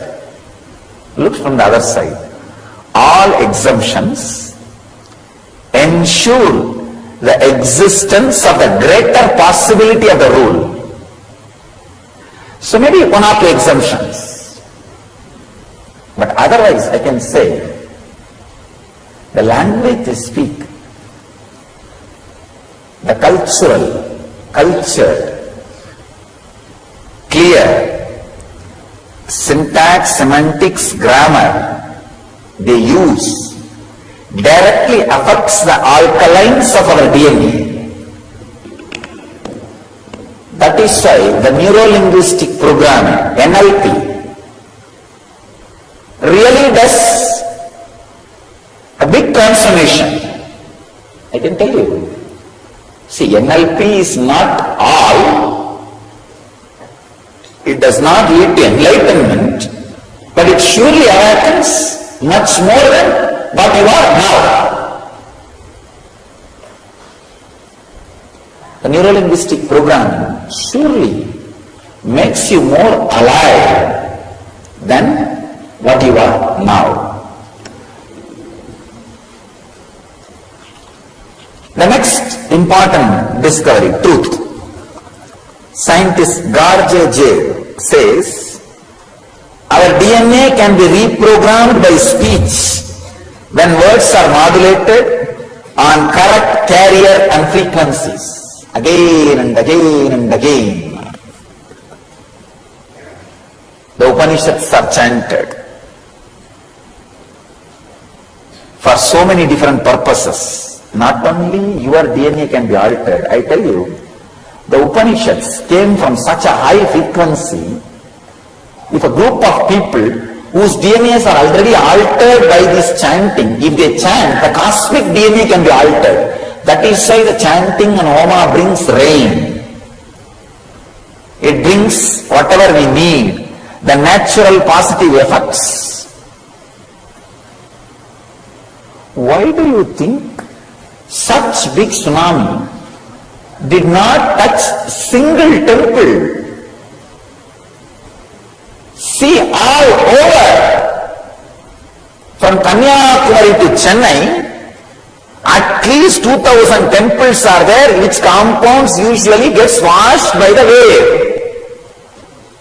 At least 2000. Please understand. From Kanyakumari to Chennai, first of all, let us start with Kanyakumari Devi temple. From that to Chennai Tiruvattriyur, Kashi Vishwanath temple, and Patinathar Samadhi. At least 2000 temples are there. Tiruchandur, Thoothukudi, just temples are there. Not a single temple was broken or damaged or disturbed. Yet we may say, no, coincidence. No.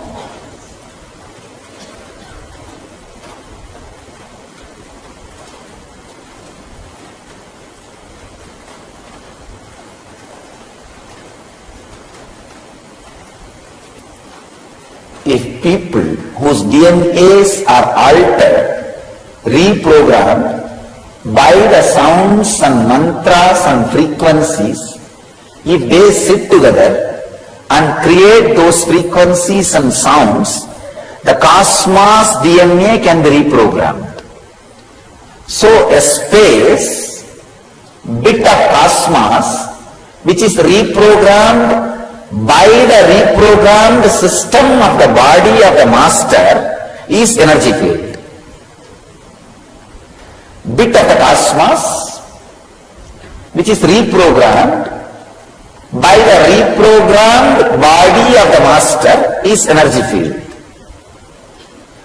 That is why just very living in that field reprograms many of our DNA.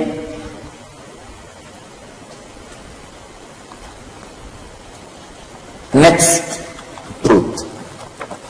Since the basic structure of DNA and language is of same structure, one can simply use words and sentences of human language of proper frequencies. This proves DNA reacts to spoken words with proper frequencies.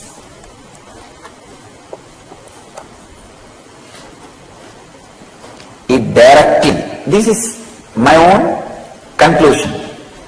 Because of these researches, these researches directly or indirectly explains and proves how affirmations, hypnosis, words from spiritual masters affect your body and mind directly. This is the power of initiation, the process.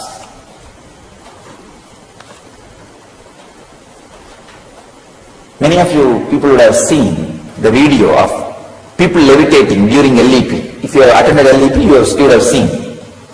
I did not do anything.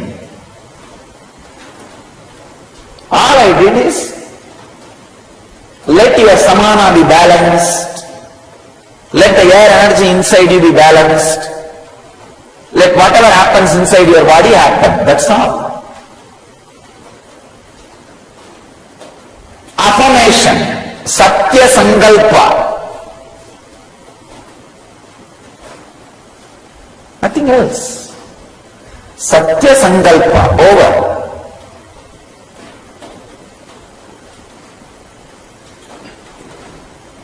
Immediately, the whole thing fell in place.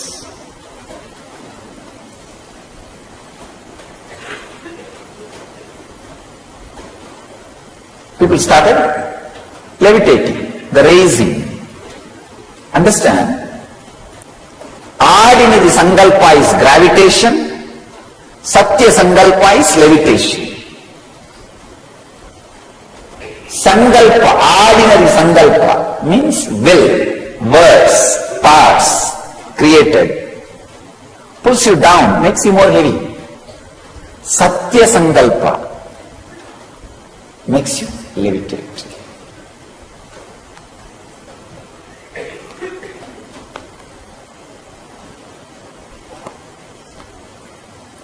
That is why whatever is said and done, when you listen to the great truths directly from Master, it just gets recorded into your DNA, becomes part of your DNA.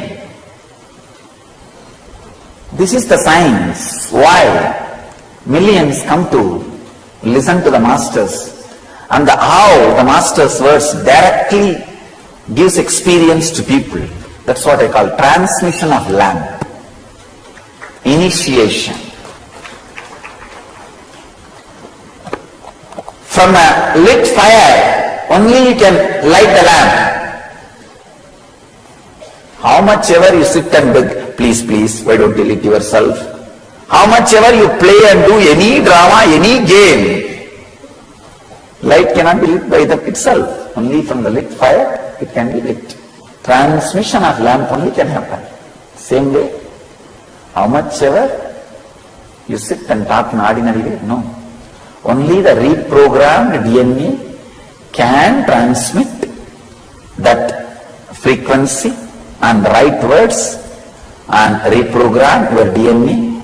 That process only I call initiation.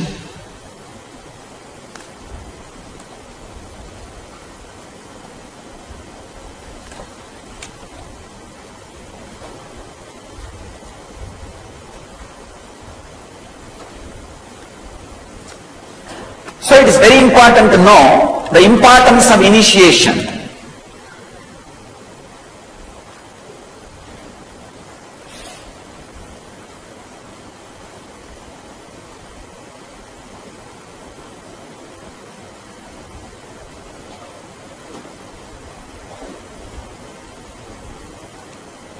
If you sit and listen to the truth from an ordinary man who has intellectually memorized it, it is called learning, teaching and learning.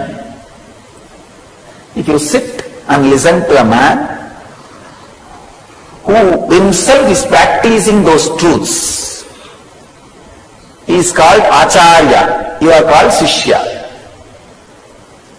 If you sit and listen to those truths, who has experienced it, he is called Guru, you are a Shishya. If you are listening to those truths from a being whose very DNA is programmed, it is called initiation. He is an incarnation, you are a devotee, it is called initiation. This is what exactly I am doing in Inner Awakening. Every session of Inner Awakening is an initiation. Awakening of one DNA. Every session of Inner Awakening. First working on life, means different energy centers. Then working on death, the different energy layers. Then working on koshas, sheets, different energy sheets, energy fields. Then working on the very core of energy. So every session is an initiation into the next step. Your DNA gets reprogrammed for enlightenment. In my life, there is an experience with a group of Tibetan monks. They made me sit inside the bell. Some 10 monks sit around the bell and rub the bell and go on chanting. I never realized The sound can create pain in your hair holes, in your pore. The bell has small holes through which I can breathe, but all the 10 sides they are sitting and rubbing the bell with a small wooden piece. That vibration created, that sound, within 5 minutes your ear stops listening that sound. You can't hear it anymore. But every air hole feels the pain as if a needle is being inserted. And after half an hour, the pain also disappears. It becomes like a pleasure. Very strong, deep pleasure. Then they chant the words like, you are deathless, you are painless, you have no hunger, you have no thirst, you have no old age. They chant like this. I now translated in negative way. They don't say you have no old age, they say you are ever young. They say you are always fulfilled. You are immortal. They declare in positive terms. And I was really shocked. Because first I thought, what can this do? Maybe a ceremony. I love usually these ceremonies. Anywhere, any ceremony I see, I'll go and sit. Whether it is a shraddha or I will not bother. Whether it is some sannyas ceremony is going on or some shraddha is going on, some ceremony is going on, I'll go and sit. So I saw some ceremony going on. I asked, will you allow me? They said, are you sannyasi? I said, yes, I left the house long before. Then they put me in that ceremony. I started attending. Then I realized, now I can realize completely the frequencies and language can reprogram your DNA. I can tell you, still I do not have anything called pain in my body. If you have seen me 10 days before, in Himalayas, 10-15 days before, there was a big wound, at least 4 to 5 inch wound, long, maybe quarter inch depth. There was a bleeding and big wound. It took 5 days for me to realize there was a wound. There was something has happened to the hand. Some brahmachari saw and told me. By the time it got healed by itself. Even though body is ordinary body, there is no such thing as pain. Still, it takes so much to push the food inside my system because there is no such thing as hunger. People have to remind me to drink water continuously because there is no thirst. The DNA reprogramming. The power of DNA is reprogramming.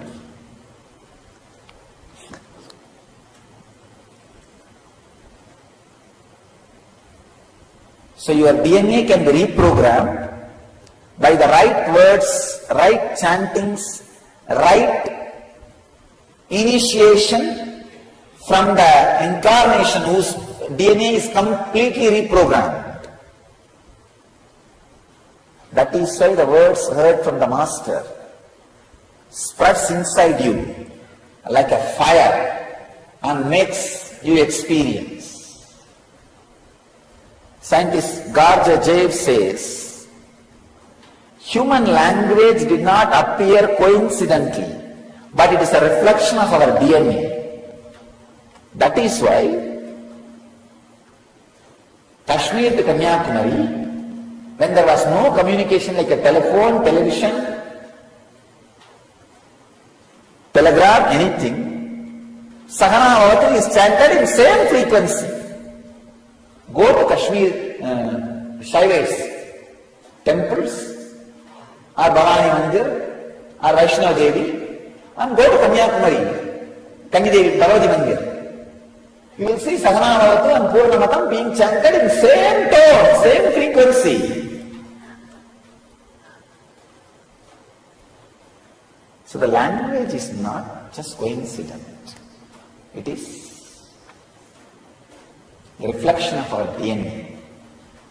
So, through this I want you to understand three important truths. One, be aware of the words you use.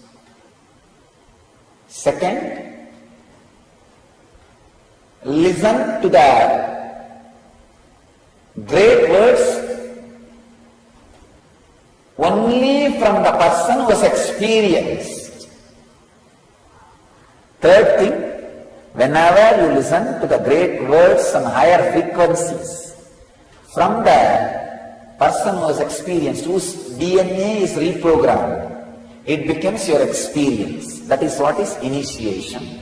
The next research, the scientist and researcher Greg Braden gives evidences on how emotions change our DNA. Number one, in case of gratitude, love and appreciation, DNA responded by relaxing and length become longer. Just simple feeling love. Understand that every day, morning 1 hour when you do Guru Puja, your DNA is relaxed and length becomes longer. Because you are in the mood of gratitude, love and appreciation. 1 hour, DNA becoming longer is too much to live at least 130 years. I am telling you. 1 hour is too much. I tell you, even 21 minutes. 21 minutes of love and appreciation, feeling. That's one cycle. See, one cycle per day. If you keep anything alive, that is more than enough to keep you whole day in that experience. It's like any emotion maintained for a cycle becomes the louder voice in your system, because now morning you sit and more than actually 2 cycles you guys maintain. The Guru Puja is more than, the Pratyaksha Pada Puja you do is more than 2 cycles, around 42 minutes. So 2 cycles you are doing. In the 2 cycles, 1 cycle give it as a discount. Some moment maybe you are looking at the flower or looking at the mantra, or 1 or 2 moments you miss. Leave it, it's okay.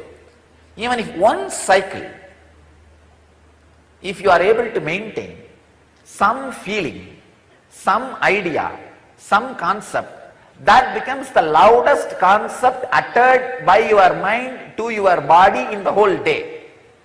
Because you cannot maintain even the worst hatred or enmity for 1 cycle in a day, even if you try.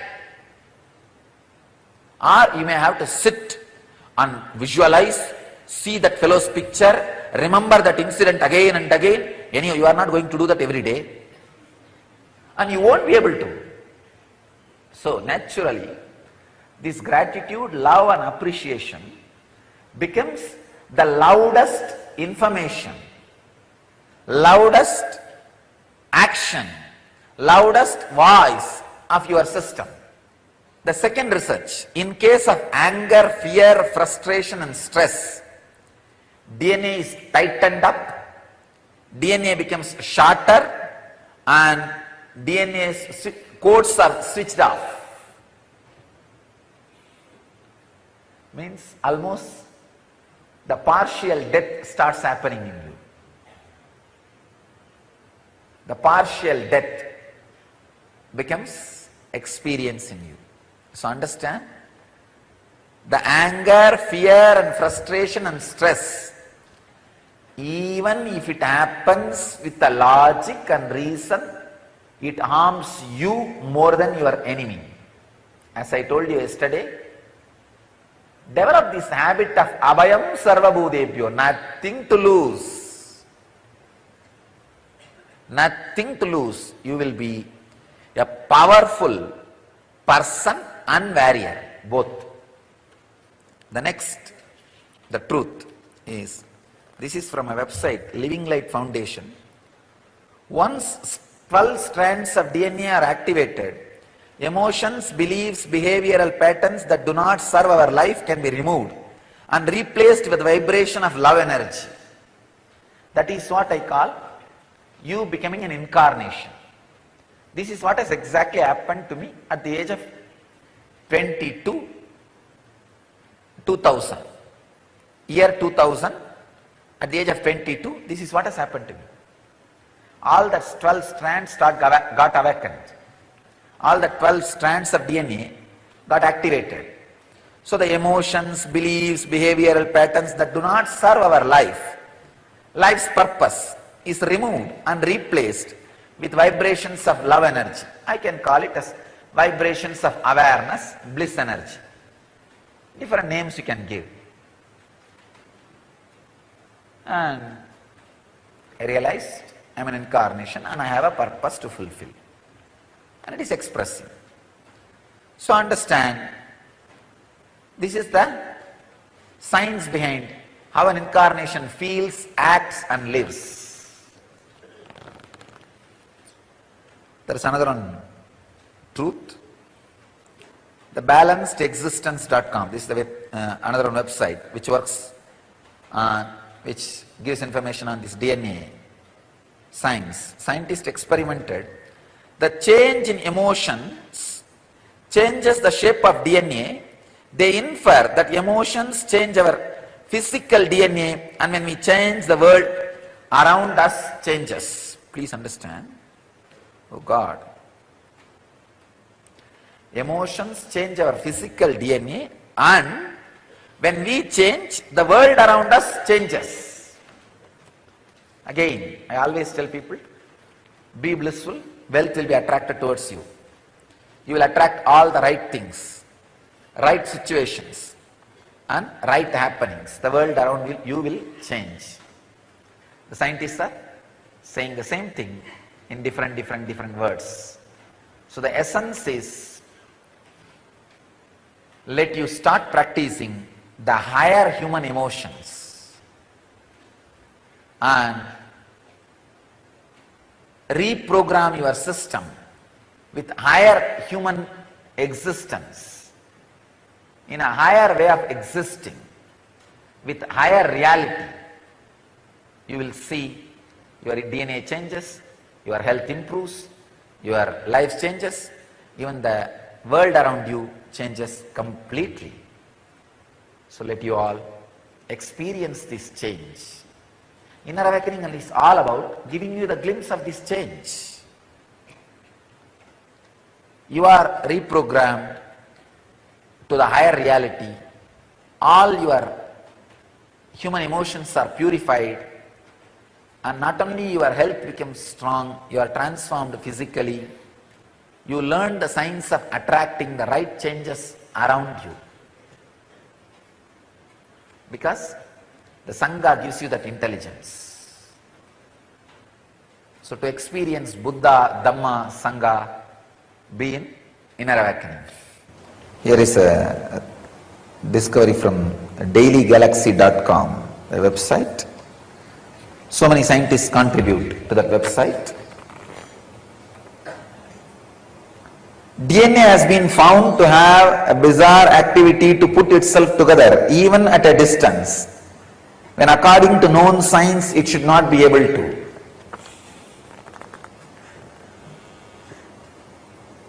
I'll explain how the teleporting, telepathy, all these things are possible.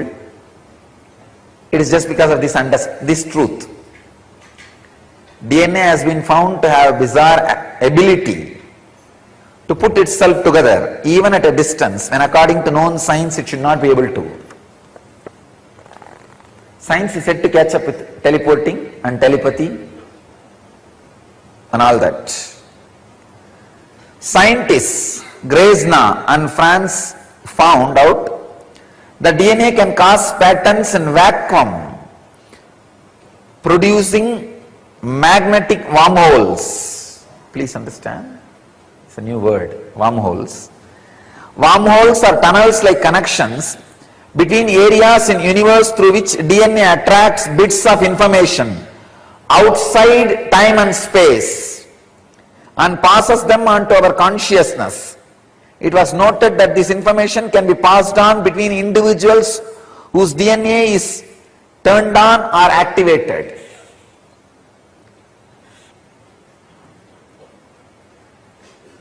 Let me add my own experience for this. They say, the scientists are saying that DNA can cause patterns in vacuum producing magnetic wormholes. That wormholes can attract bits of information outside time and space. Patanjali again and again says, you don't need to learn just from the five senses, means seeing and hearing.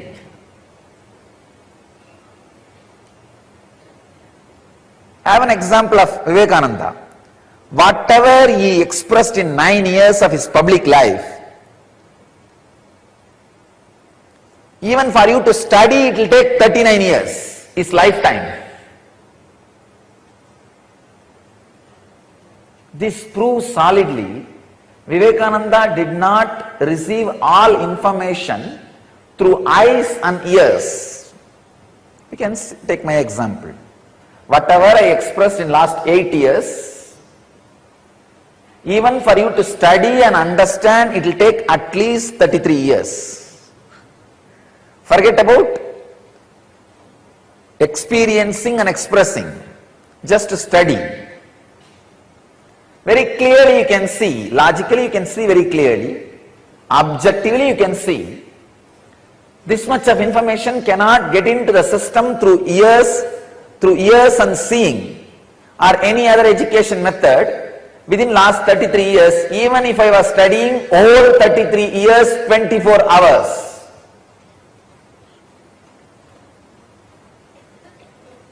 Then how did this information get into the system and comes out? This is the secret. DNA can create magnetic wormholes which receives bits of information outside time and space. That's what we call consciousness. So till the wormholes are created in your DNA, you need an outside master. Once the wormholes are created in your DNA, you don't need outside master there. Outside guru sits inside you as antar guru and teaches you. He sits inside you and goes on supplying the knowledge. And another one important information, the last punchline. It was noted that this information can be passed on between individuals whose DNA is turned on or activated.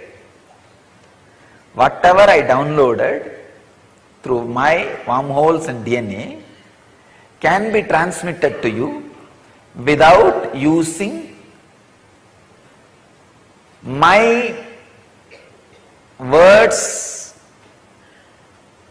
without you seeing or listening. Just if your DNA is activated or turned on. That is what I call initiation, Upanishad. Only in the beginning, you need to listen to my words. If the DNA gets activated or turned on, no need for words, no need for ordinary way of teaching. Just the transmission, the initiation, energy darshan is enough. That is what I was telling yesterday. It is, initiation is like an intense downloading into you. The knowledge and consciousness and information in this biomemory, in this DNA, is just transmitted. That is why these acharyas, once they are initiated, our trained teachers to go around and take classes, once they are initiated, there are thousands of information they never learnt from my books or heard from me, starts expressing through them. The answers which they would have never heard from me or read from my books suddenly starts expressing. How? This is the science.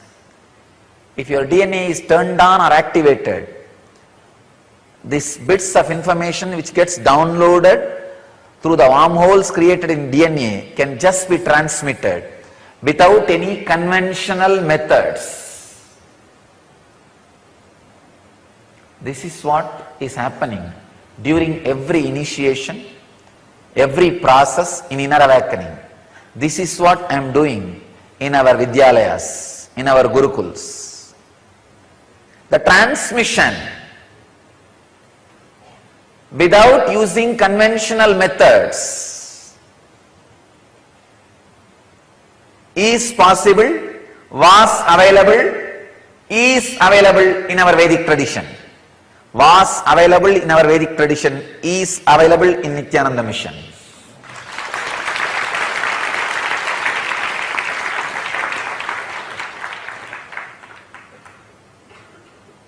It's possible.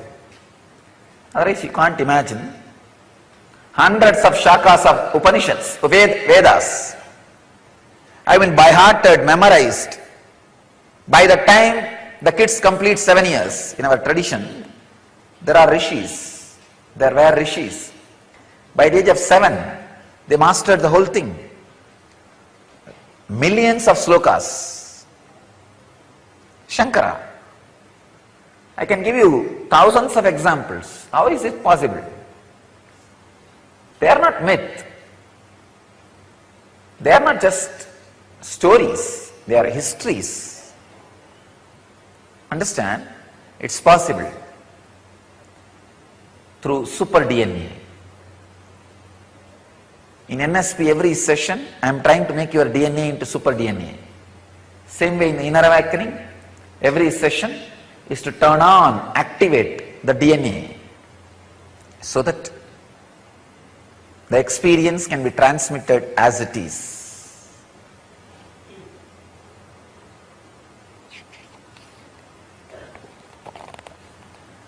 There's one more very interesting information, bit of information I have. It's from psychedelicadventure.com, website psychedelicadventure.com. Scientists irradiated DNA with laser light on a screen. Wave pattern was formed. The wave pattern still remained even after removal of DNA. It infers, point 1, the energy from outside of space still flows through activated wormholes after DNA removal.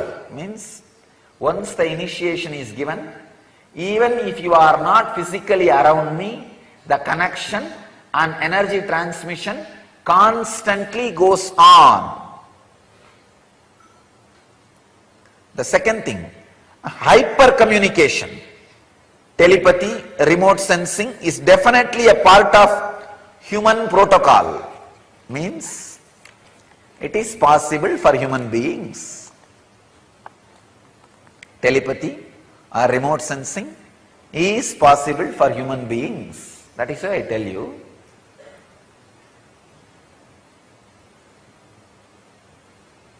telepathy and remote sensing is a living mechanism even if you don't believe it. Whenever you have fear about somebody, anger towards somebody, enmity towards somebody, fear that they may attack you, just do one simple process. I give you this as a technique. Sit and say, Abhayam Sarvabhudebhyo. I give refuge to the whole world. And nobody, no being need to be afraid of me. I am not here to attack anybody. Please understand, visualize. Every DNA in your body sends this message.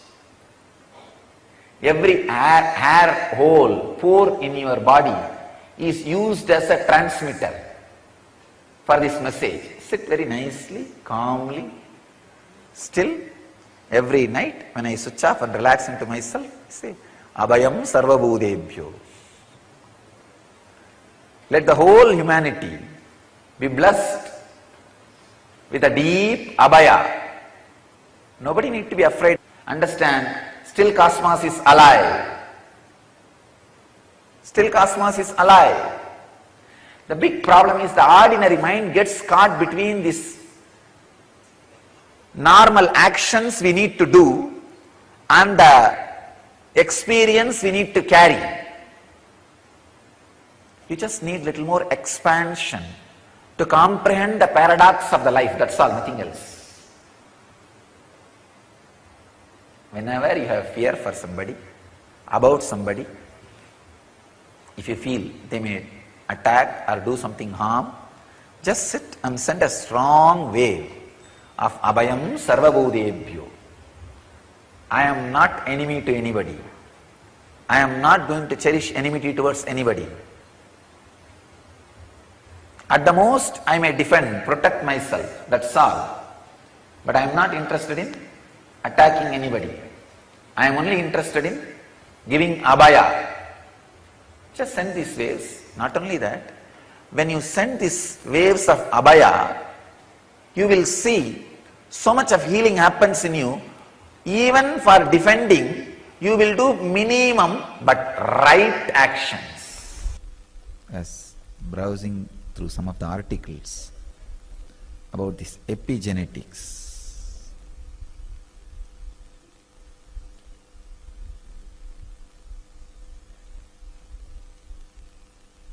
this is Dr. Hassan Church.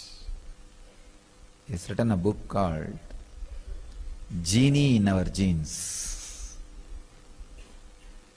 He has done a great service to Vedic tradition by proving many of the Vedic truths scientifically.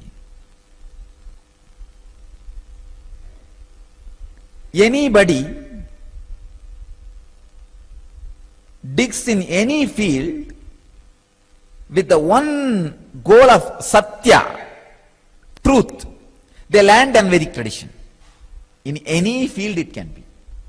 See, without having the vested interests of the marketing companies, marketing industry, in any field, anybody does research with satya. Satya as the goal, truth as the goal. Simply they land on Vedic tradition. I can say this Hassan Church is a rishi. He very clearly proves the quality of your consciousness directly transforms the way in which you exist physiologically, or your physiological existence is directly affected by the quality of your consciousness. The quality of your consciousness and the physiological existence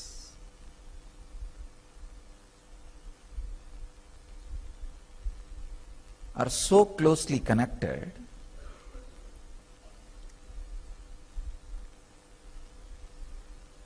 the epigenetics. They have done so much of research on this field, on this epigenome. Epigenome is a protein particle responsible for your genes and all the happenings based on genes. Please understand, we are always taught genes are responsible for our diseases. No, it's not true. Even your DNA is not responsible. The quality of your consciousness is responsible. The quality of consciousness can directly change DNA. Hassan Church very beautifully proves even the persistent diseases handed over to you by the previous generations, like cancer, sugar, blood pressure, heart diseases, even they can be just altered, changed, transformed by the quality of your consciousness.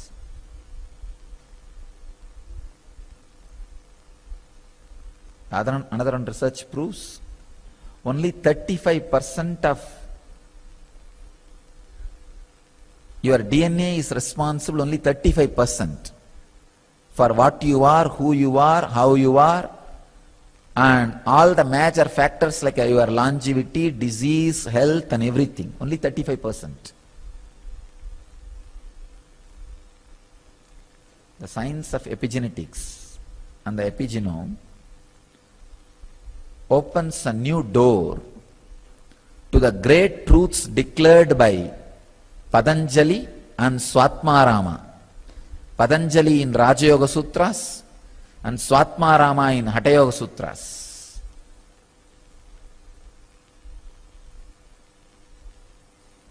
Shiva Sutras says very clearly, the man who is in perfect health just by his nisangalpa, means the intentionless consciousness, can transmit that to a human being or any being. That is what is exactly the science of healing. I have so many research references here today to share with you all. One is that Dawson Church research and the truth about the epigenome. I can see very clearly when I see these researchers, exactly the experience which is happening in me, in others when I do the healing, is scientifically recorded and proved.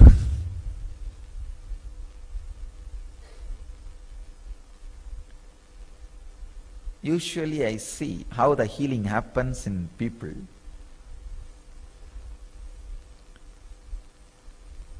I can see very clearly when I put the hand on the person, the epigenome structure starts changing, which is responsible for the whole building. Please understand, DNA is not responsible for the building. DNA is like a brick. Out of brick we build buildings, but brick itself is not responsible for the plan. If there is a defective brick, there will be defective building. But brick does not carry the blueprint of the building. The epigenome is responsible for the blueprint of the building. I could see very clearly the epigenome transforms itself and DNA just alters as per the transformation of the epigenome, and clearly the body just remembers the health. Please understand, health is your nature. You don't need to create it, you just need to remember it. The remembrance immediately awakens and the health is back. That is why even the doctors were surprised and shocked when they see the persistent diseases like cancer, blood pressure, all those things get healed. Especially these long-term drug therapies are no more needed and people just walk out of diseases. Doctors were shocked. They asked me again and again, what do you do? What do you do? I tell them, who knows? I only know what happens. But now I am understanding, because of the scientific discoveries. Maybe I can say earlier also I understand what happens, but now only I know the words to transmit that understanding to you all. I don't know what happens, but I do not know these technical terms like epigenetics and epigenome. Now I understand those words also because of these scientific researches. the quality of your consciousness, the quality of consciousness in which you are living is directly responsible. It can just alter, transform any disease, including diseases like cancer, arthritis, handed over to you through generations. If you go to the internet, tons and tons of research is done in this field.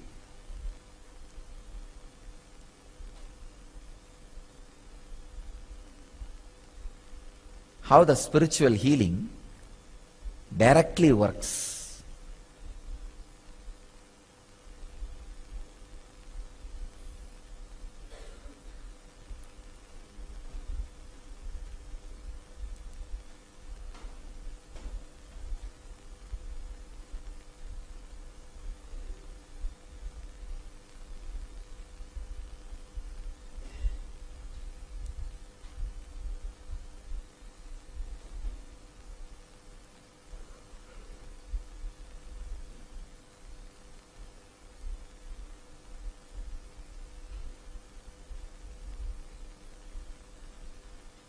Not only during spiritual healing, even during initiations, and when people come and sit near me in my breathing space, I can see very clearly their epigenome starts getting awakened, restructures itself, realigns itself. There is another research I was reading. In a vacuum tube, if there are some electrons lying random,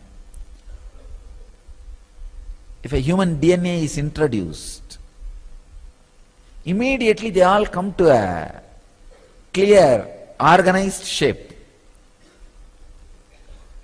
They all just stand up. It's like when master enters, how you automatically stand up.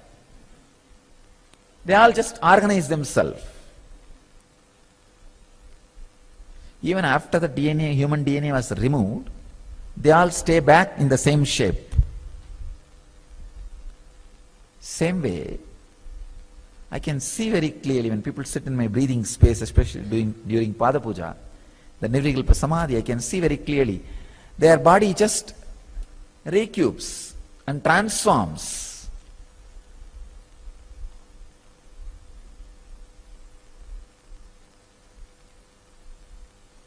I used to wonder how to express this clearly in scientific terms.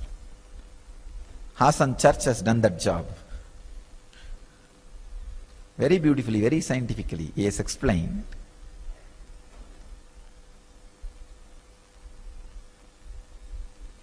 The science of epigenome and epigenetics is the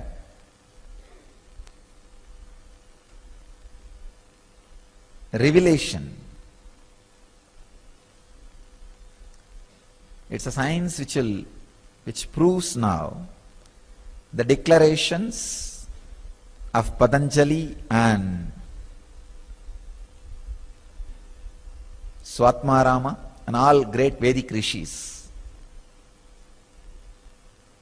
and my own experience. The quality of your consciousness decides diseases, longevity, quality of life, pain, depression, everything. Even the persistent diseases like cancer, blood pressure, heart diseases, sugar, everything. So I tell you, wake up and raise your consciousness. Not only to transform your DNA,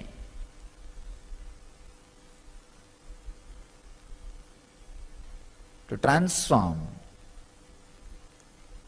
the whole world.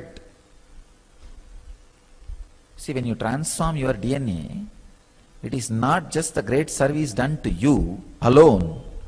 It will be the greatest service you are doing to the world, whole world. Because when your DNA is transformed, you see, when your consciousness is brought to certain level, Whoever you touch will be impacted by your consciousness, and their epigenome also will be re-altered, and their DNA will be transformed, and they get back to their health. This is the science of healer's initiation.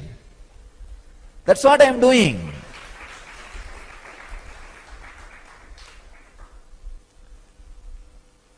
Not only I transformed my epigenome and transformed my DNA structure and brought the highest possible conscious expression in this body and mind. Whoever is touched, if they also can raise their consciousness, of course, when I touch, the physical and mental healing happens. And if they also put a little bit of their effort and take up the responsibility to receive it completely, then a complete epigenome transformation, DNA transformation happens in them, and they also start experiencing the higher and higher possibilities of the consciousness in their body mind. So naturally, when they touch somebody else, their epigenome gets awakened, the DNA gets transformed, the health starts happening in that person. This is what the ripple wave effect.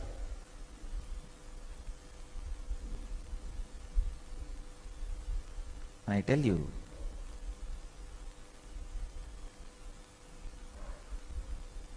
this spiritual healing and enlightenment based communities, this too will be our greatest contribution to the human civilization.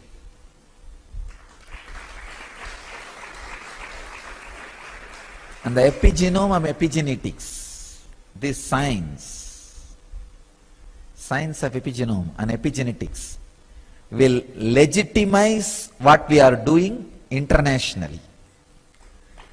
This science will legitimize what we are doing internationally, I tell you.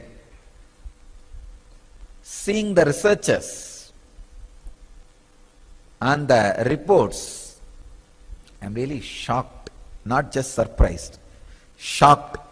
Every word uttered by our rishis, every truth casually mentioned by our rishis, which I am bringing back to life experientially, is proved with solid reports and researches.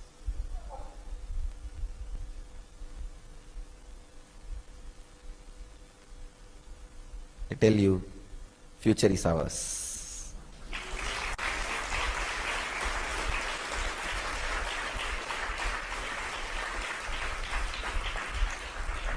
If humanity is going to have future, it is ours.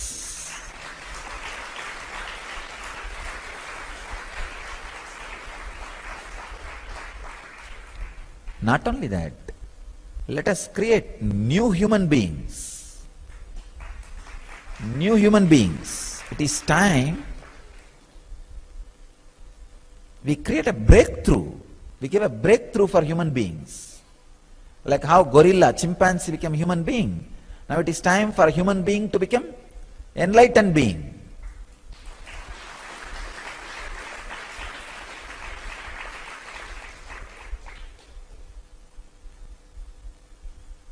Let us put all our efforts and energies strongly to raise the human consciousness more and more in all possible ways.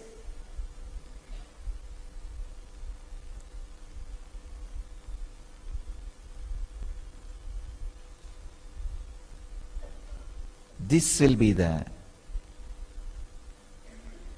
greatest happening to the humanity.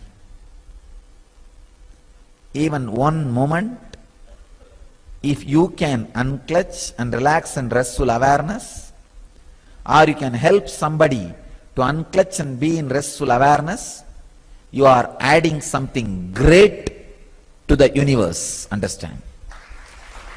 Something great to the universe. Even if one moment you unclutch and rest in conscious, restful awareness and help somebody to rest in restful awareness, raising consciousness, you contributed something great to the humanity. Understand? You contributed something great to the humanity.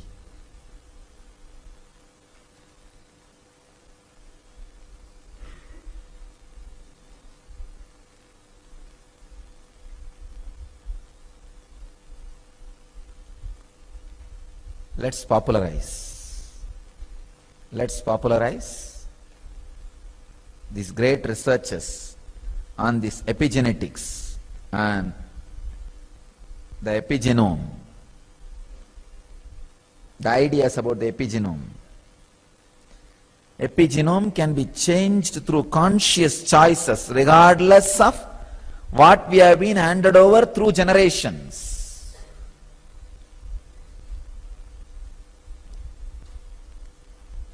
Add more and more joy, laughter, love, life, dance, bliss, restful awareness to the humanity. Let us create intense, conscious cyclones, superconscious tsunamis.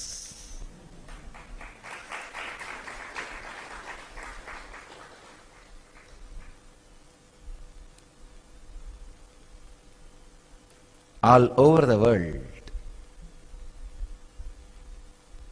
Save the humanity, human consciousness and human health.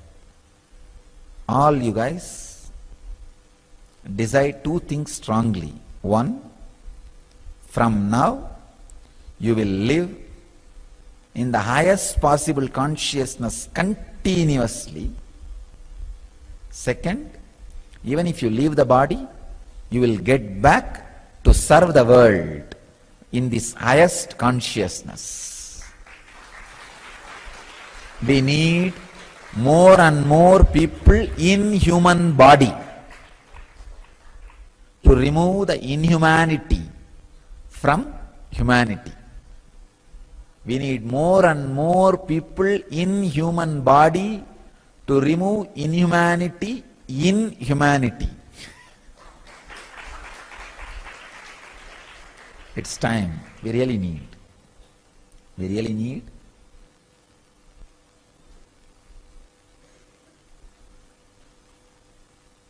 Actually, when I go through the scientific researches, even I realize more and more the urgency with which we need to create N communities,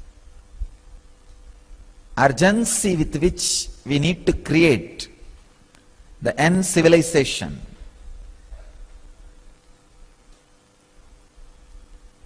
urgency with which we need to radiate enlightenment. So let the urge become the urgent.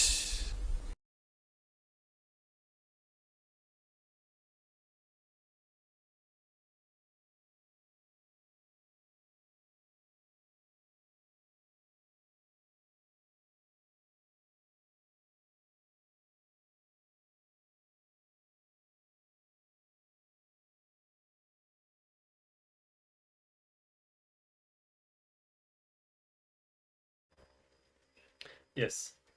So beautifully, Swamiji explains in detail how the DNA and the epigenome can be reprogrammed and is continuously reprogrammed, is continuously changing. And all of us, most of us have been taught that we are born with a specific DNA and that it defines who we are and everything.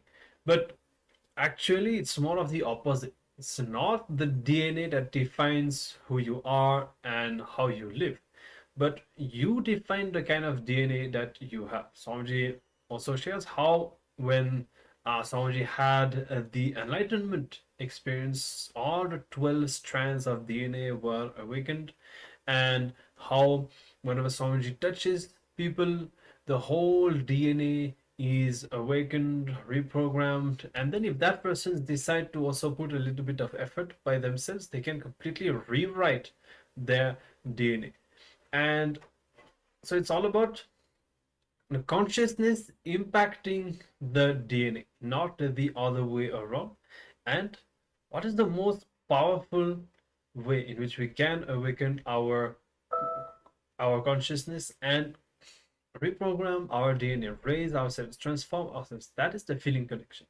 Because with or through the feeling connection, we directly entangle with Swamiji. We directly connect with Swamiji's own consciousness, as Swamiji was saying even here in this segment. Swamiji has brought the highest possible consciousness in his own body and mind to transmit it to all of us, and that happens fundamentally through the feeling connection. So, very insightful session. Some of the fundamental understandings that we need to have. This demystifies the whole spiritual process, initiation, and the power of the connection with the Master Swamiji, using some of the understandings from the modern science. Really gives a very grounded understanding of this whole thing. And so we hope that you were able to relate that this enlightens your understanding of the whole guru-disciple relationship and feeling connection, the science of entanglement, connecting with the Master. So with this, we'll be entering into another power manifestation round. And the next power for today is consciousness over matter. So the power of consciousness or matter is one of the most simplest power that all of us can experience. So now let's start the manifestation, and to do that you just need a round object, whether it's a ball, apple or coconut, anything that you have, that is great. So get that round object and place it on your palm, and then after that we will be connecting with Swamiji and requesting him to roll that matter out of our palms. So even if you feel a vibration, that is great, you are manifesting the power. So let's begin. All of us can now start the manifestation.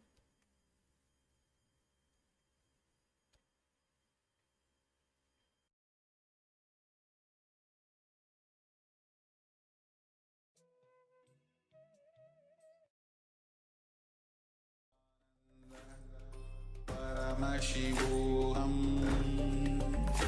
Om Nityananda Paramashivoham Om Nityananda Paramashivoham Om Nityananda Paramashivoham Nityananda Paramashivoham Om Nityananda Paramashivoham Om Nityananda Paramashivoham Om Nityananda Paramashivoham Om Nityananda Paramashivoham Om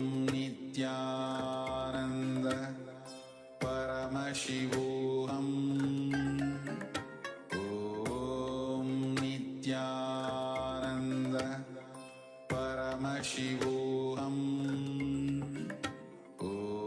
Om Nityananda Paramashivoham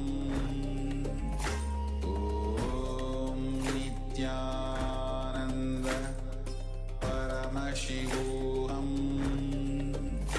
Om Nityananda Paramashivoham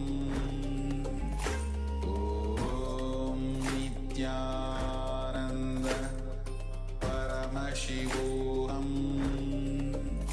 Om Nityananda